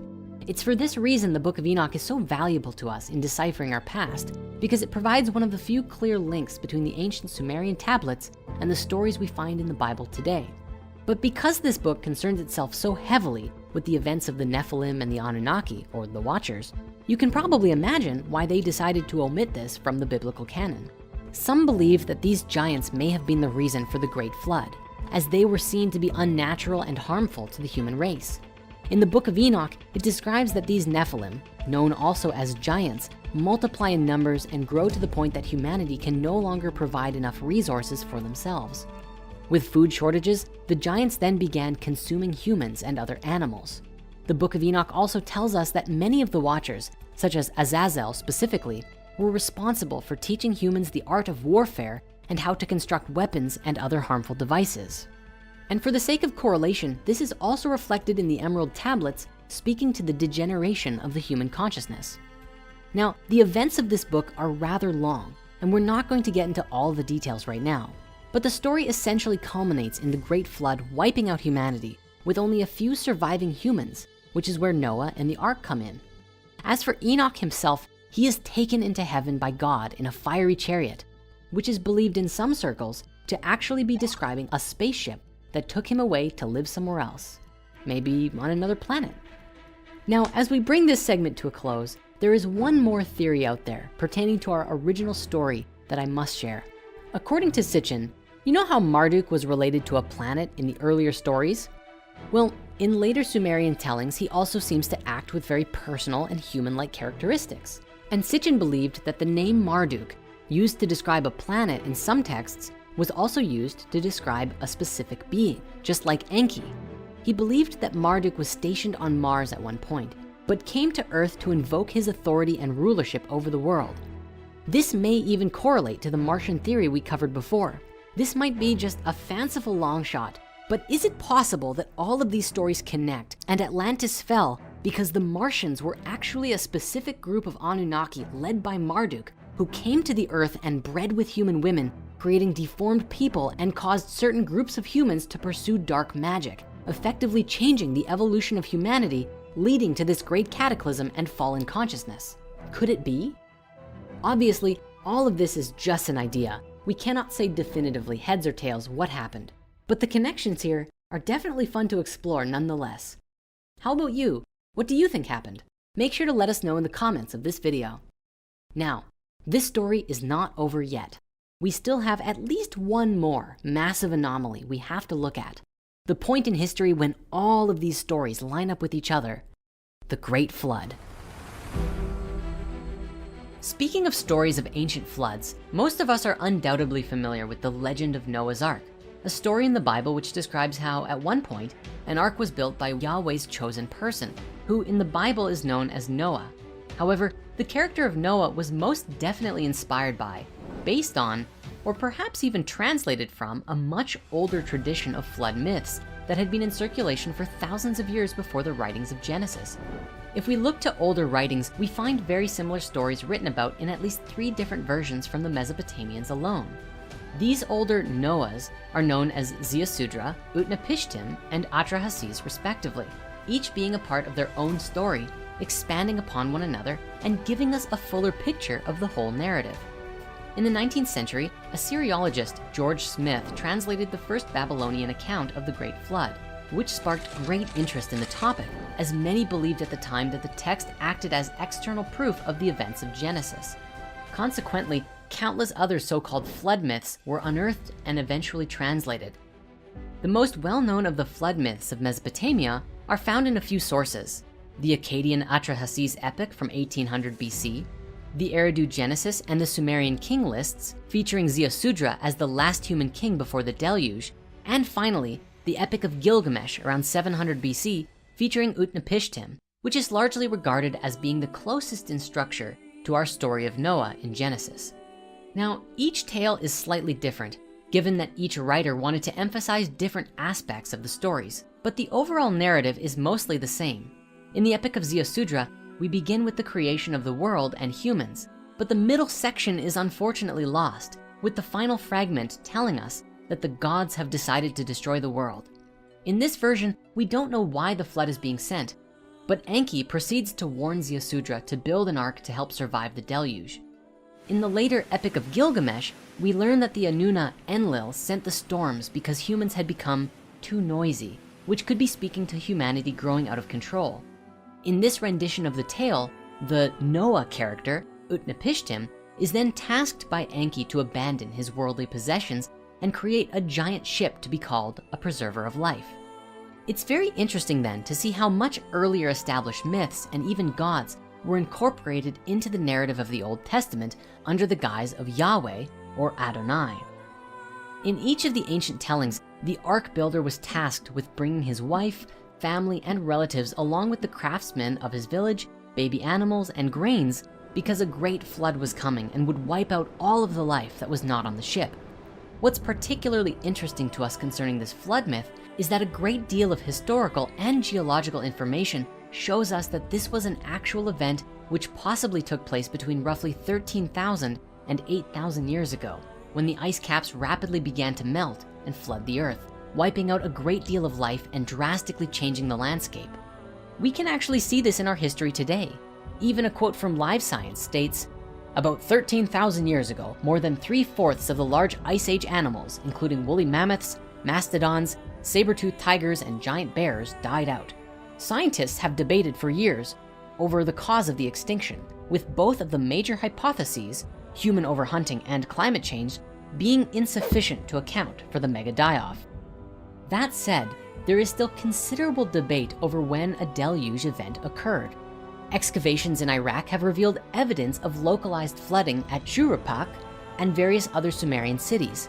A lot of other Sumerian cities display evidence of flooding on a large scale, but they are all from different periods. Modern consensus argues that flooding in the wake of the last glacial maximum are what inspired the ancient flood myths around the world, with the geography of Mesopotamia being drastically changed by the filling of the Persian Gulf after seawaters rose following the last glacial period. Some authors have even postulated that stories of a great cataclysm were ancient cultures' ways of explaining the early Bronze Age collapse and transition to more urbanized societies around 2900 BC. If these texts and stories are to be believed, this was potentially the event which wiped out all of the slave humans who, up till this point, according to Sitchin, had still been mining gold or slaving away at other tasks which the Anunnaki commanded.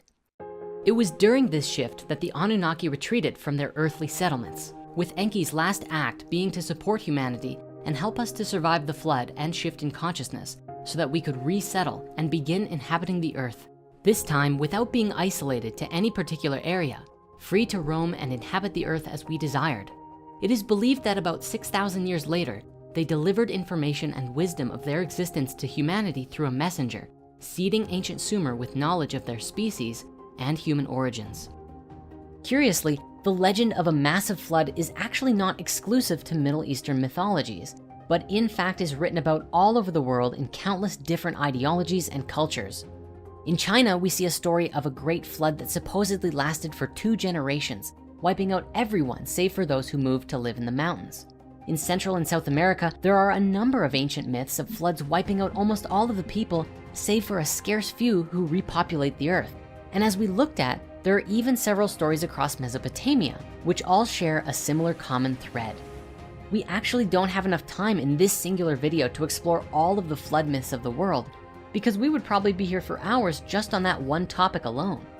Generally, in most of the flood stories, it is the gods or a specific god who brings the flood to wipe out humanity, either to start over or because we have displeased them somehow. For those interested in really diving into the various accounts, however, Graham Hancock has explored the world flood myths to an exceptional detail in his book, Fingerprints of the Gods, which again, we highly recommend reading. And speaking to this, there is an even more prevalent theory that brings all of these stories together and describes similar global events in history when the ice caps melted and the water rose tremendously, wiping out all, or most, of life.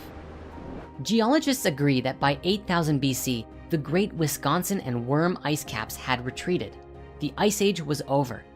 It has been postulated that the deluge myth in North America may be based on a sudden rise in sea levels caused by the rapid draining of prehistoric Lake Agassiz at the end of the last ice age about 8,400 years ago. However, the 7,000 years prior to that date had witnessed climactic and geological turbulence on a scale that was almost unimaginable. The few scattered traces of surviving humans must have led lives of constant terror and confusion, with periods of time filled with violent floods and climatic changes.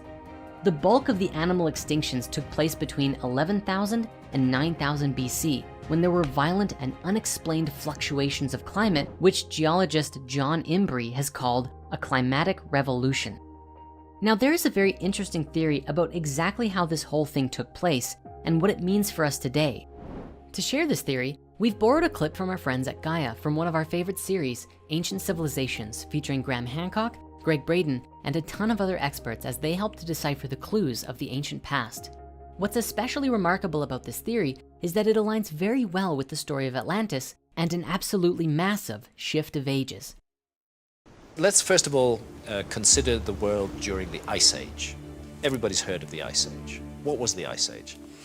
The last Ice Age set in about 125,000 years ago.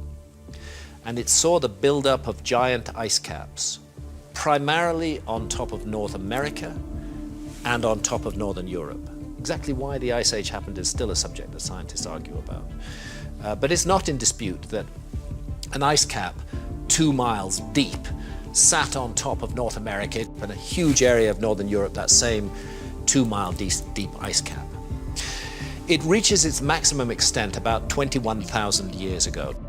The temperatures are warming almost actually to modern levels, and the ice is beginning to disappear.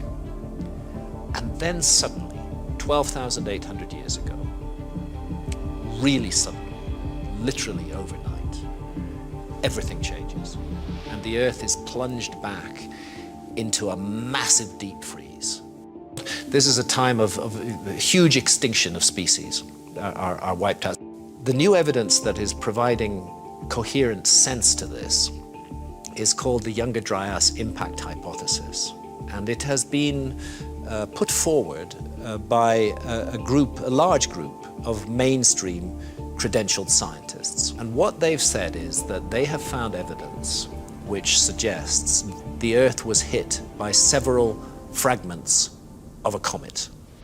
For a long time, the comet was out there. It was probably a very spectacular visual presence, but it wasn't hitting the Earth. But 12,800 years ago, by which time that comet had begun to fragment, had broken up into lots of fragments.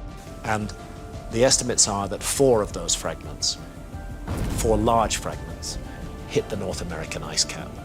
It's literally beyond imagination. That instant of impact would have created so much heat that it would have melted large areas of the North American ice cap and sent the water flooding south. Then within a matter of days or weeks of that release of water, the freezing temperature has begun, and there's no more release of water. The world goes dry at that point and into a very deep, dark, frozen period accompanied by animal extinctions.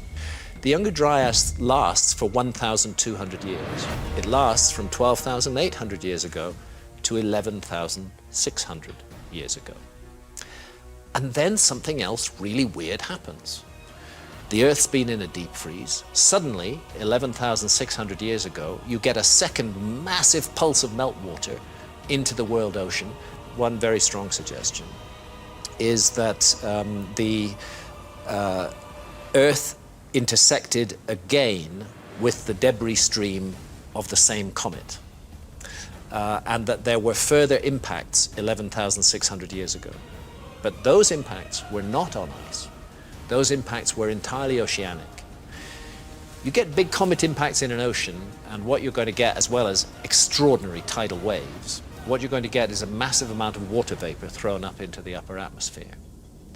And that water vapor creates a greenhouse effect, which accounts for the very radical warming of the Earth. It has to be rather intriguing that that's the exact date, 11,600 years ago, that Göbekli Tepe is founded.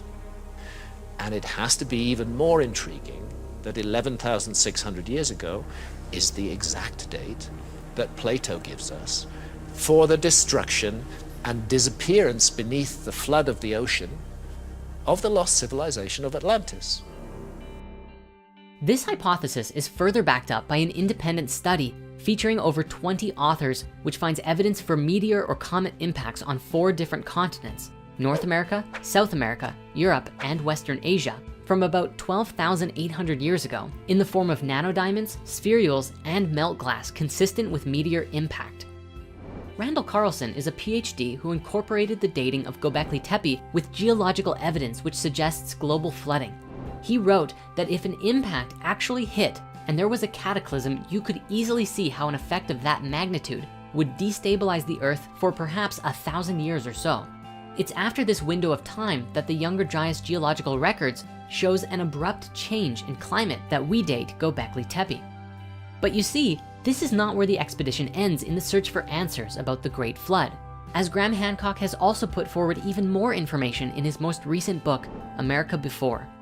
His new work focused on various kinds of evidence from the Americas, mostly from the mound-building cultures of the Mississippi River Valley and exploring the sacred geometry of the Amazonia, bringing to light some connections that seem to indicate that the occupation of the Americas was much earlier than is currently thought, and even appears to share some common concepts in ideology to that of the ancient Egyptians. Now, before we go any further, we should point out that the occupation and colonization of the Americas is a hugely controversial topic and has been described as one of the most agitated, fierce, and fruitless debates in modern archaeology. In fact, there are sites such as the Bluefish Caves and the Old Crow Flats, which demonstrate human habitation in the Americas thousands of years before previously thought, and thus were met with fierce scrutiny. So it's no surprise that Hancock's work is often met with instant rejection. Now, Graham theorizes that a precursor civilization, which he argues were found in the Americas, were wiped out by global flooding, and the survivors of which helped to seed later mythological stories.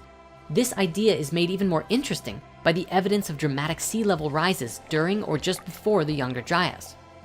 In a nutshell, around 12,900 years ago, the world was warming up from the last glacial maximum and becoming increasingly habitable when a comet entered our atmosphere and broke into several major fragments, many of which impacted the North American ice sheets. The tremendous impact of this comet hitting the Earth would have caused a few key things to happen. First, we would have seen a large amount of freshwater flooding into the lower coastal lands and entering the oceans, disrupting the natural ocean currents and raising the sea levels. Second, we would have a tremendous amount of steam shooting into the atmosphere, along with smoke from any fragments that didn't land in ice, and starting fires upon impact. All of this together would block out the sun for a very long time, and this causes a sudden drop in Earth's temperatures. This is exactly what we see happen by climate graphs of that time period. This rapid drop, followed by 1,000 years later, the rising of Earth's climate.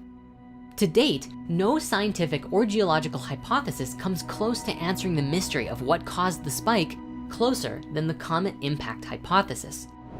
Graham even suggested that if this were to have happened, it's possible that parts of the giant ice sheets, these massive glaciers, could have broken off from the main mass and slid across the Earth slowly. If this was to happen, it would have destroyed anything that it slid over, ultimately leaving us with no record or even ruin of any civilization that might have been there before. Now, this is where things get very interesting, because while things line up very well with the impact hypothesis, there's also evidence that in the last 1,000 years leading up to this event, we also see a sudden shift in sea levels caused by something called meltwater pulses, where sea levels could rise up to 25 meters over the course of about 400 years. This long, slow, and gradual event would have definitely brought people more inland for sure, but it would have taken some time to happen. The key difference here is that with the Younger Dryas ice sheet, we are seeing a sudden drop of temperatures in a very short amount of time in contrast. Seriously, today we are worried about a climate change of only a few degrees, but based on data from the Greenland ice sheet, the Younger Dryas period dropped about 4 to 10 degrees Celsius in the space of a few decades. There are alternative theories However, the presence of the nanodiamonds and impact sites really seem to indicate that the comet is the most likely outcome. Other theories include ideas such as the Earth being hit by a solar flare, causing the ice sheets to begin melting, which still disrupted the ocean currents and subsequently caused the temperatures to drop as a result. And along with this, there's another theory that suggests mega meltwater avalanches that could be generated on the surface of a continental ice sheet and produce fast moving waves of water nearly 100 meters high, traveling at 900 kilometers an hour, crashing into the world and destroying everything in its path. Again, these are all theories, so make sure you do your own research if you really want to go down that rabbit hole. Ultimately, all of these ideas, along with all of the data that we have from the Younger Dryas period, suggests that there was massive flooding and definitely would have been experienced by humans living at that time as catastrophic. Now, since research into all of this is still ongoing, there are still many mysteries to be revealed about this event. Naturally, with sea levels rising, the lower coastal lands are the first to be submerged, and anyone living and hunting there would have been submerged with it, similar to how Doggerland was submerged around 6,200 BC in Europe. Any humans who survived such cataclysmic events would have had it ingrained in their cultural memory that would have been passed through oral tradition into later civilizations. If this event really happened, it most certainly would have contributed to the mass extinction events that we see in history, and in extent, paved the way for the host of flood myths on every continent. And the last thing I'd like to speak on concerning the Younger Dryas impact is this. Generally speaking, the Younger Dryas impact is believed to have taken place about 12,800 years ago, which, returning to this chart, shows us when we see this sudden and sharp drop in global climate. However, there's very little conversation about what this other spike is, known geologically as the Bowling-Allarod period, which takes place just before. It's true that when we look at the last 1,000 years before the Younger Dryas, we see phenomenal climate changes as well, but there is very little evidence about what caused it, and most theories about how this could have been caused are problematic or inconclusive. The standing theory at the moment is that warm ocean currents deep in the North Atlantic abruptly released into the colder water above it, warming the waters and causing ice sheets to break off from the glaciers. While this is the prevalent theory, many others simply remark that it's just climate change, which seems to be another way of saying, well, we don't quite know for sure. Yet, if this is just a result of natural climate cycles, then that certainly brings about a much different perspective on climate change today. So that said, we have a few ideas about this on our own, because to us, this looks like a connected event. It looks like the Earth may have been going through some natural warming on its own, but that something caused temperatures to spike up and then suddenly drop. This may indicate that the comet impact is a little bit older than believed, that the first spike was actually the comet impact, and then the drop was the result of enough meltwater flooding the oceans for so long that it disrupted the ocean currents, and we see the temperatures go down as we discussed. Another possibility is that the first spike was the solar flare that we explored previously, which may have triggered a radical lifting of the Earth's temperatures, causing the ice to melt, flooding the oceans and disrupting the currents. If this is true, then perhaps a comet is not necessary in the equation. However, it's worth mentioning that the nanodiamonds seem to indicate that there was a comet in Earth's recent history. It's possible that there are other causes of such a spike too. If we look to ancient India, we find stories of the Astra or the Brahmastra superweapons. However, before we can explore and discuss these superweapons or where they fit into our ancient past, we must return to the subject of Göbekli Tepe. This site is compelling archaeological evidence that now dates human civilization back to nearly 12,000 years ago, around roughly 9,000 BCE. What puzzles archaeologists and historians alike was the previous assumption that stratified and complex civilizations did not emerge until around the time of Sumer, about 7,000 years ago. Until then, all we have evidence of in the timeline are semi-nomadic pastoralists who would follow hunted game around seasonally, perhaps occasionally using tools. Instances of monumental architecture are extremely rare, even though we have cases such as Cahokia in the Mississippi River Valley and a supposed city of hunter-gatherers. The general consensus is a distinct lack of the social organization required to build and maintain complex ritual sites. Even more interestingly, the timeline arguably lines up with a certain theory about the date of the construction of the Sphinx in ancient Egypt. Robert Schoch is responsible for identifying what he believes are wear patterns on the Sphinx that he has labeled as water erosion. But there were no great storms in ancient Egypt 4,000 or 5,000 years ago. But if you go back 12,000 years ago, there was heavy rainfall in that region, where in the Holocene, the region was much greener and wetter than it is now.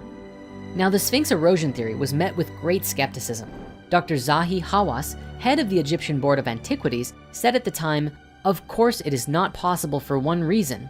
No single artifact, no single inscription or pottery or anything has been found until now in any place to predate the Egyptian civilization more than 5,000 years ago." This was a common belief back then, since the earliest signs of megalithic construction were only 5,000 years old. But the discovery and dating of Göbekli Tepe proves that structures were being built around 12,000 years ago in one form or another. While a lot of work has been done to try and disprove the Sphinx water theory, such as limestone analysis and contextual orientation, what if there really was something even more ancient about the Sphinx?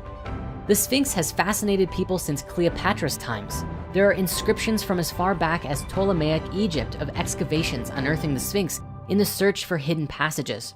And even today, the mystery of the Sphinx persists. We have no idea what it is, what it's for, and there is nothing we have found that's like the Sphinx at Giza. Who built it? Why? How? Mainstream academics believe it was built in the time of Khafre, based on the likeness of the head and similarity of the temple of the Sphinx, but other anomalies persist. The most basic mystery regarding the Sphinx is how it's missing from the Egyptian records. Egyptians loved to write hieroglyphs. We have writings talking about the purchasing of materials and construction of pyramids, divorce records. There's even a record about how one day there was a woman disgruntled by a piece of bread who tried to fight the traitor. Seriously, meticulous records, including records for all of the temples. Yet no records exist from ancient Egypt about the building of the Sphinx. They just don't exist, not a single word about it in the written records.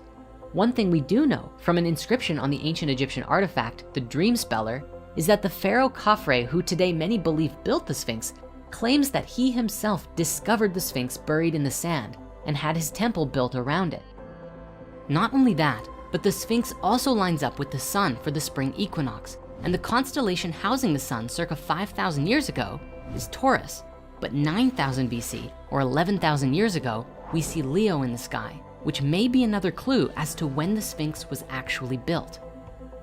Despite the discovery of Göbekli Tepe, Robert Schoch's erosion hypothesis, and the constellation alignment, not to mention with the Sphinx's construction missing from the records, many modern scientists remain skeptical and critical of these arguments. While we will admit, if it was just one anomaly, maybe it would seem like a pretty crazy idea. But when you put all of the anomalies together, they do seem to add up.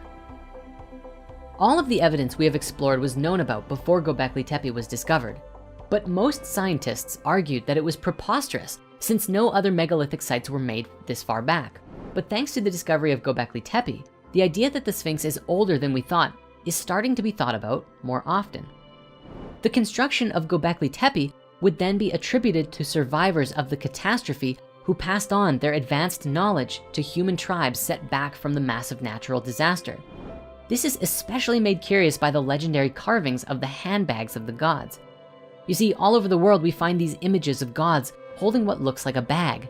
And there is a carving from Göbekli Tepe featured on Pillar 43, known as the Vulture Pillar, dating nearly to 9,000 BCE, which shows a similar handbag-like image. It has left many to ponder their connection, and some even believe that the handbag is a sign of the gods bestowing the seeds of knowledge of civilization to humanity. What's more amazing is that Göbekli Tepe is located at the south of Turkey, inside of the Fertile Crescent, the place where agriculture is believed to have been invented 10,000 years ago. Could those handbags be a clue to bridging the gap between a lost civilization and the world we have today? Göbekli Tepe raises a lot of questions to the established history and archaeology of the time.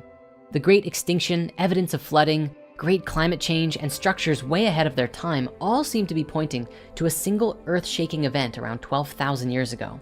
And its time of origin lines up with many significant events and mysteries present in our timeline so far. For many scholars, the uncovering of this 12,000-year-old structure corroborated theories and hypotheses that were once considered fringe or conspiratorial. Now, when we're looking at the story of our ancient past and the stories of old, there's one more area that must be explored, and it must be done with caution: the Hindu scriptures. Now, the most famous in New Age circles is the Bhagavad Gita, which is a huge topic all on its own. It's over 700 verses long and is just a small part of the enormous Mahabharata epic.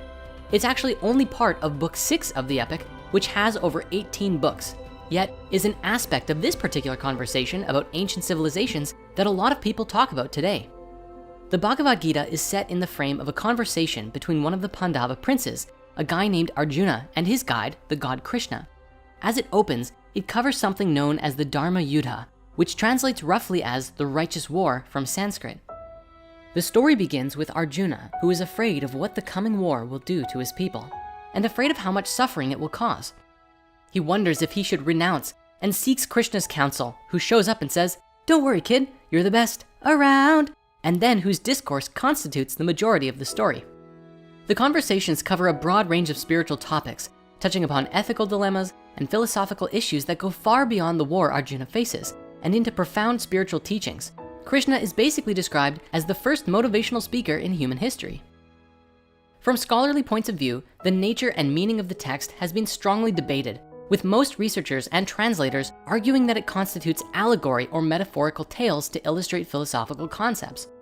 Some scholars have also argued that it portrays varying relations between the personal soul, the Atman, and the universal soul, Brahman, and the Advaita Vedanta school arguing that the core tenet is speaking to non-dualism, that all souls are part of the same whole. Alternatively, some schools see dualism as the primary lesson, or that the souls of all of the characters are both different and the same all in one.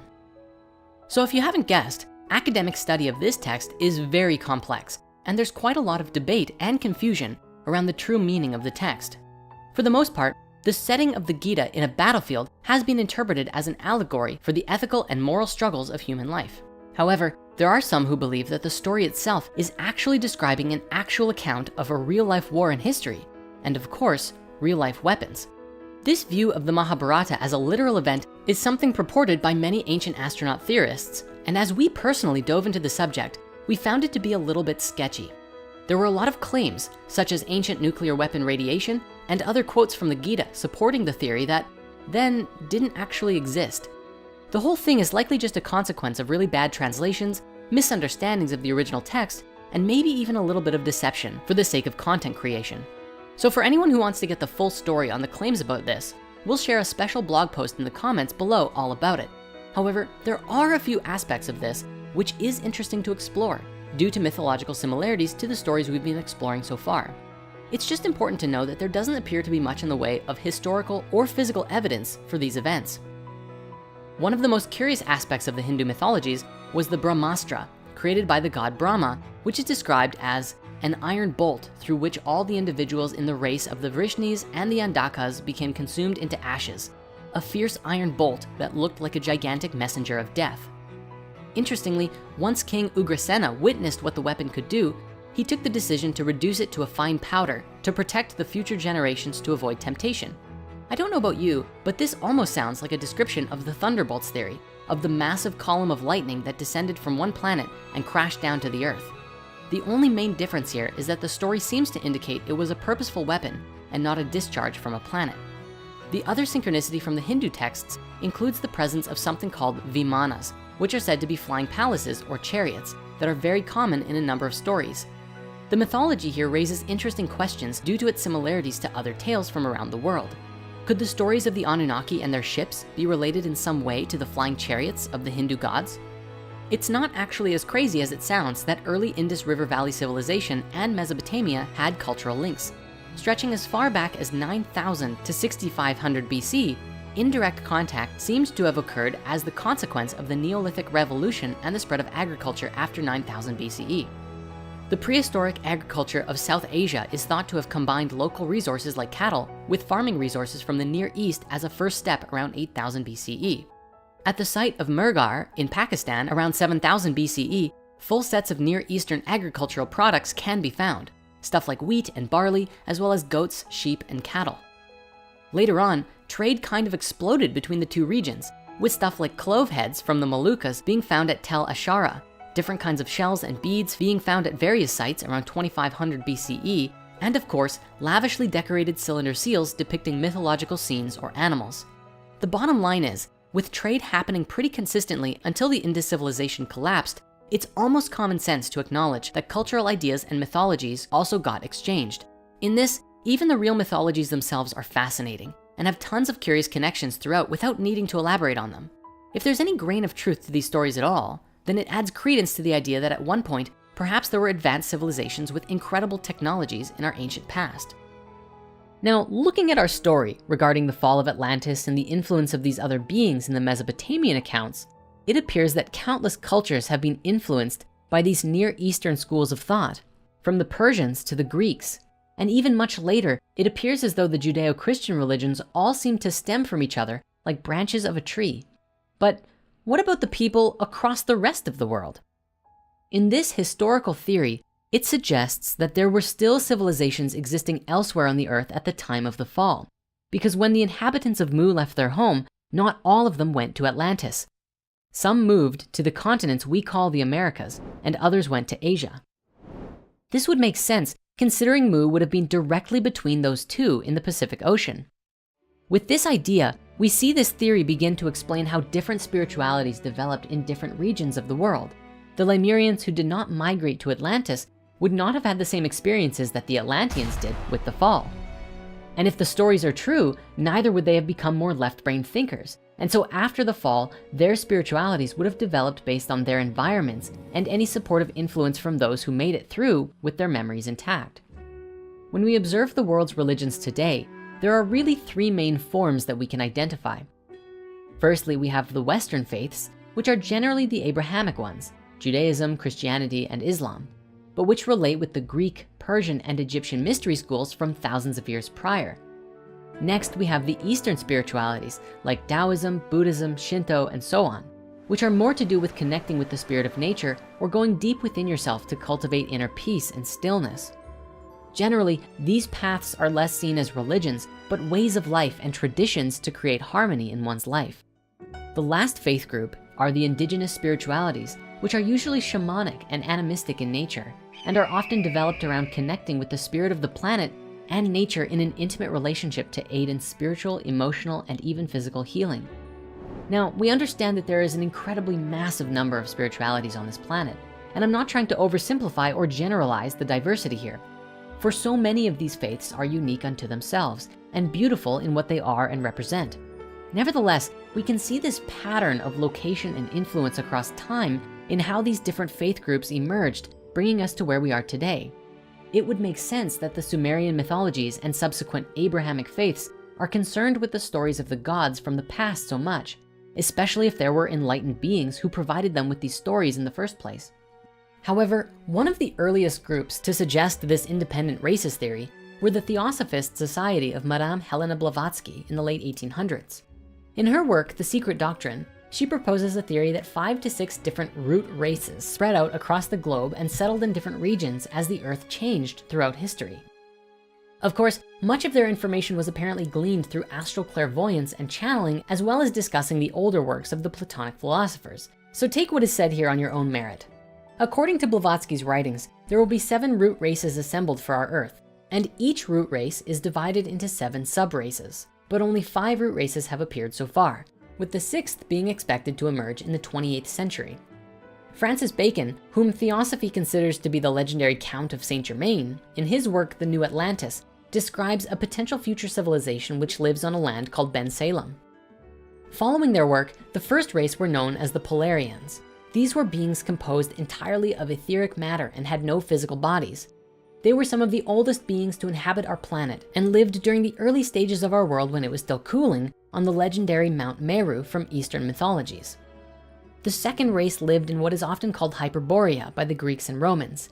In modern day, this is suggested to be the northern territories such as Greenland, Iceland, Canada, and Scandinavia.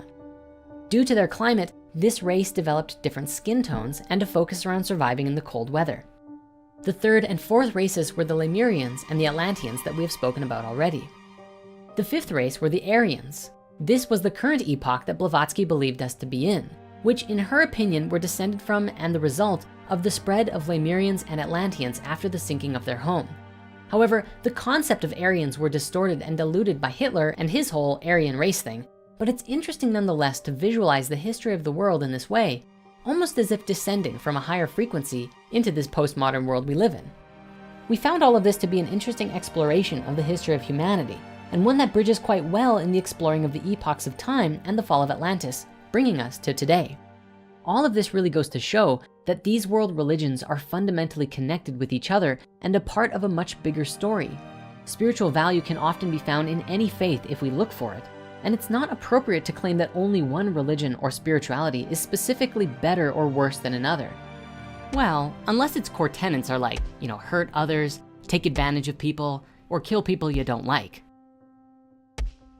Rather, today we simply must learn that we are all connected, all a part of the same family, and that we shouldn't demonize each other for our various beliefs, but hold a space of love and compassion for each other and what we believe, even if we disagree.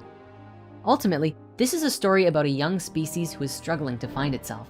We are learning the nature about who we are and recognizing that there might be a lot more to our origins than what we have been led to believe so far. And, as fate would have it, there was an event that took place in history that dramatically changed the course of our history and shaped our world to be what it is today. If you want to continue this journey and explore more about Atlantis and other sacred sites, follow the link in the description and you can stream 2 full seasons of the Gaia original series, Ancient Civilizations, for free. See you next time.